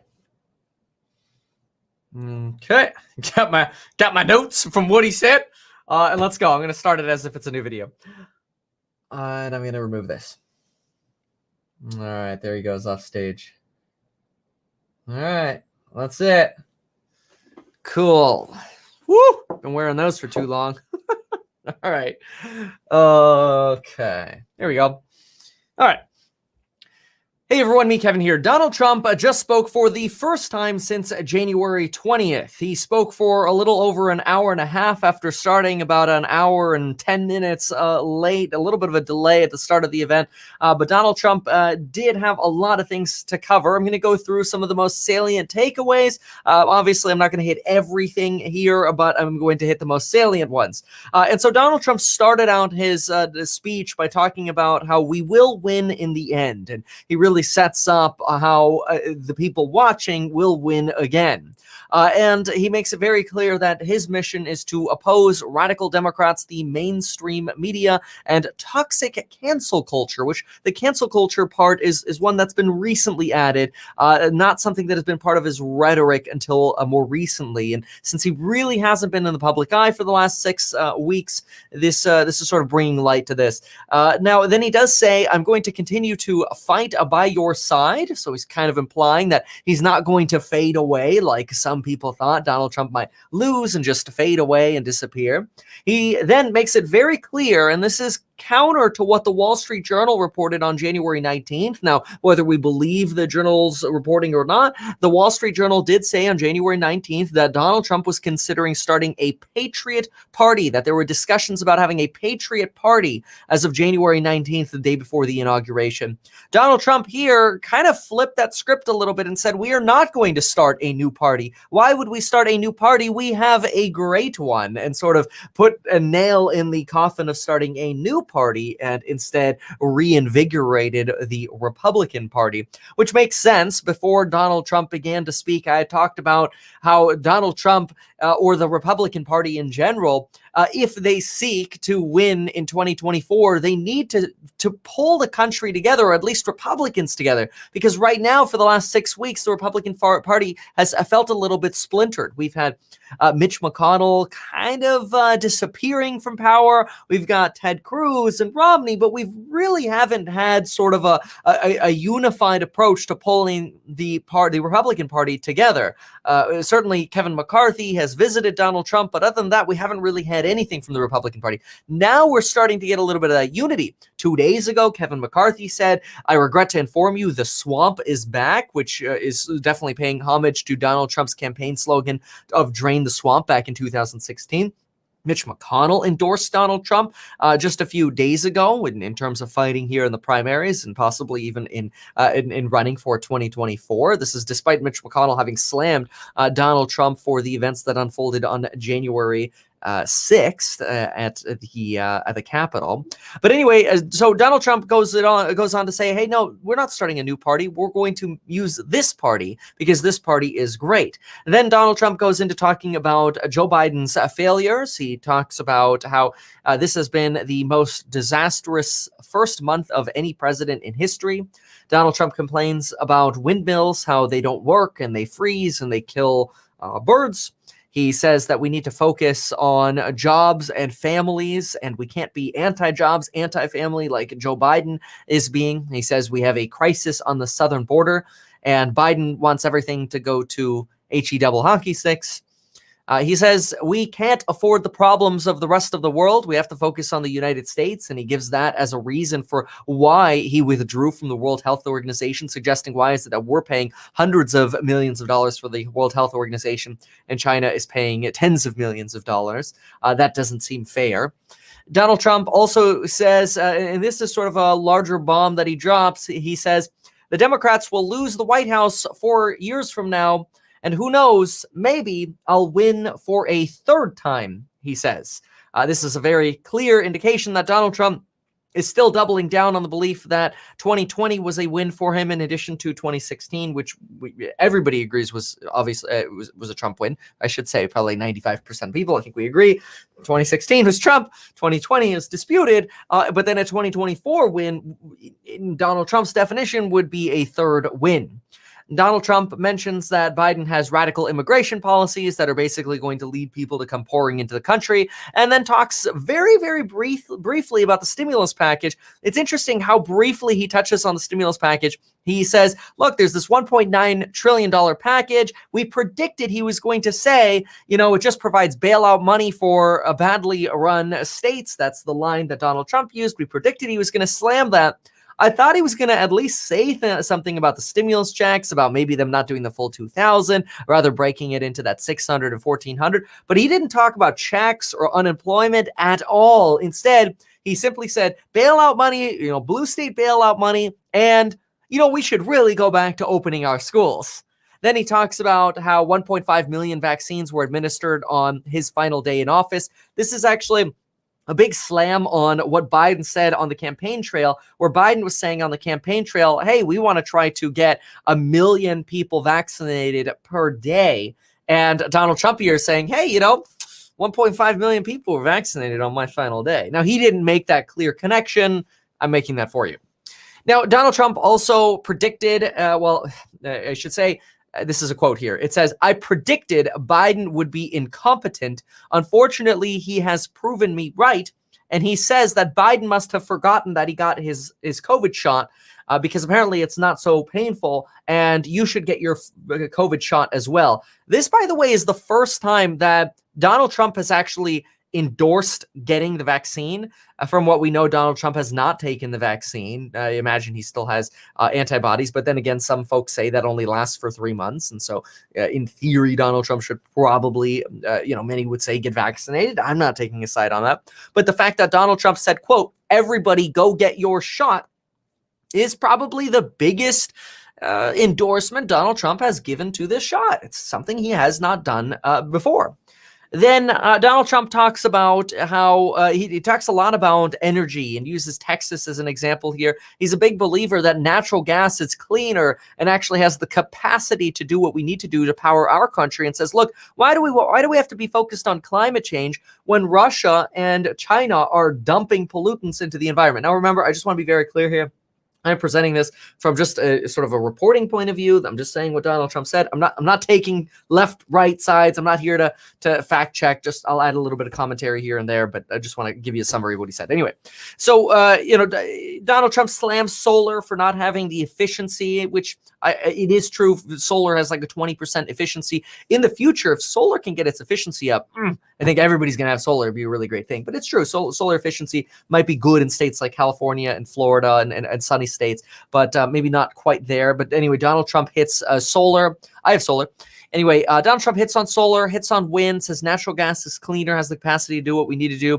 He says that Democratic priorities are taking our energy dependence away. He didn't directly talk about this, but here he's talking about basically slamming Biden for ending the Keystone XL pipeline partnership with Canada. That's one of the first things Biden did via executive orders, and also banning fracking on federal lands. These are things that Biden said he was going to do while he was on the campaign trail. Donald Trump is using this as an opportunity to say that prices for energy are going to skyrocket in the United States under Biden. Donald Trump also touches on transgender sports and suggests that transgender sports will end up meaning that women's sports will die, because why would a coach pick a biological woman rather than a biological man for women's teams? This is an argument Trump makes. Donald Trump reiterates, we won the election twice, he says. He says the goal is to create a future of good jobs, safe communities, and a great nation. We're committed to defending the Christian life and upholding the values of our Constitution. We reject left-wing lunacy and cancel culture. We want to stand up to China, bring our factories and supplies back to America. By the way, Biden also has been talking tough on China lately. Biden, and we weren't really sure if this was just campaign rhetoric to try to match Donald Trump's enthusiasm for being tough on China, but this is something that Biden has been talking about recently. Though bringing supply chains fully back to the United States is not only difficult in some cases, but also very, very expensive, especially as we're trying to push towards, let's say, electric vehicle cars. It's difficult to actually get vehicles manufactured to the requirements that Biden wants, all in the United States, because the price of them would be through the roof. Anyway, we'll see how that develops. Donald Trump reiterates also his election win in 2020, he complains about the Supreme Court. Obviously, this is heavily disputed. YouTube, please do not delist my videos for providing a summary. Anyway, I'll keep going. They have done that before. Donald Trump reiterates we need strong leadership. He says Democrats stick together, but their policies are no good, like the Green New Deal. Hence, you have the Republican Party, he says. He talks about defund the police and how that's a big mistake, that Democrats rallied around that. Democrats themselves have also been critical of other Democrats talking about that. He says we need to stick together. He says this. So Donald Trump says Republicans need to stick together, and we have to, or Republicans have to be careful of rhinos, he says. And I'm reading the quote. That's why I keep saying we, because he says we are surrounded with rhinos that will destroy our country. And that's Republicans in name only. He says the vision is simple: great education, great borders, great military. Then he states that Donald Trump's endorsement is deemed the most powerful asset in politics, which is really paying homage to, hey, if you want to win as a Republican in 2022, you better get on Donald Trump's good side. Maybe come visit the golf course every so often. Basically, Donald Trump is doing whatever he can to funnel money through Donald Trump and the Trump campaign. And then the Trump campaign can essentially donate to, their preferred, contestants or people running for office, right? Or Donald Trump could say, hey, if you donate to my campaign, I'll endorse you. And then donations can go to that person. Donald Trump is trying to be the tip of that funnel, so to speak, right? Let the money come through Donald Trump. And then Donald Trump can kind of sprinkle that out or direct the money where it should go. I did find it interesting that Donald Trump's website, which is donaldjtrump.com. This is his campaign website. And if you look at it, it's Trump Pence. All it says is join our movement, ask for contributions. You've got Donald Trump holding merchandise here. And then you have the merchandise store. And there is no official announcement of Donald Trump other than implications of Donald Trump's run in the future. There are these implications that he'll run again. And I did think it was very interesting that right here we have paid for by Donald J. Trump for President, Inc. Now, I believe that's just Donald Trump's Political Action Committee, because when you Google it, and you look at Donald J. Trump for president, you do get the Make America Great Again PAC, Political Action Committee, which obviously has a history going back to 2015 and 16. So, I don't know. Is this maybe just, is this a rebranding? Is it a use of old branding? Who knows? But I mean, that could have easily said paid for by the former president of the United States, Donald Trump, right? So it is an interesting little hint that was left here. Donald Trump does end up by sort of leaving off by saying that a Republican president will make a triumphant return in 2024. And then he says, and I wonder who that will be, and sort of lingers on, I wonder who that will be, which what's really interesting is Obama back in 2016 said, I wonder who that will be, referring to who the president will be in the 2016 election. And it was clear that Obama was referring to Hillary becoming president. And that is actually very clear because Obama said, I wonder who she will be. So bluntly, making it clear that Obama was referring to Hillary becoming president. And I think it's interesting that here's Trump using almost exactly that same now famous phraseology from Obama and kind of applying it to himself as his final line of his speech. I wonder who that will be. I don't know. Interesting little fun fact there at the end. Dow futures are up, and so are the S&P futures up about 0.5%. We got the volatility index down about 3%. So hopefully this means we are signing up for a good week in the stock market here. But folks, that is what Donald Trump had to say today. If you found this helpful, consider checking out my programs on helping you build your wealth via the links down below. You can use coupon code HODL or HODL. You get 38% off. There are programs on building your wealth with real estate, stocks, all of my stock buy and sell alerts, property management, making YouTube videos so you can make money from home, sales, you name it. Take a look at that down below, folks. Thank you so very much for watching. And as always, if any of this stresses you out, make sure to get life insurance in as little as 5 minutes by going to the link down below to sign up for life insurance at metkevin.com/life is the URL you can go to. That's metkevin.com/life, and you could sign up in as little as 5 minutes. You don't have to talk to anyone. You could literally Apple Pay or Android Pay for life insurance, and you are set to go. There you have it, folks. Thank you so very much again for watching. We will see you in the next one.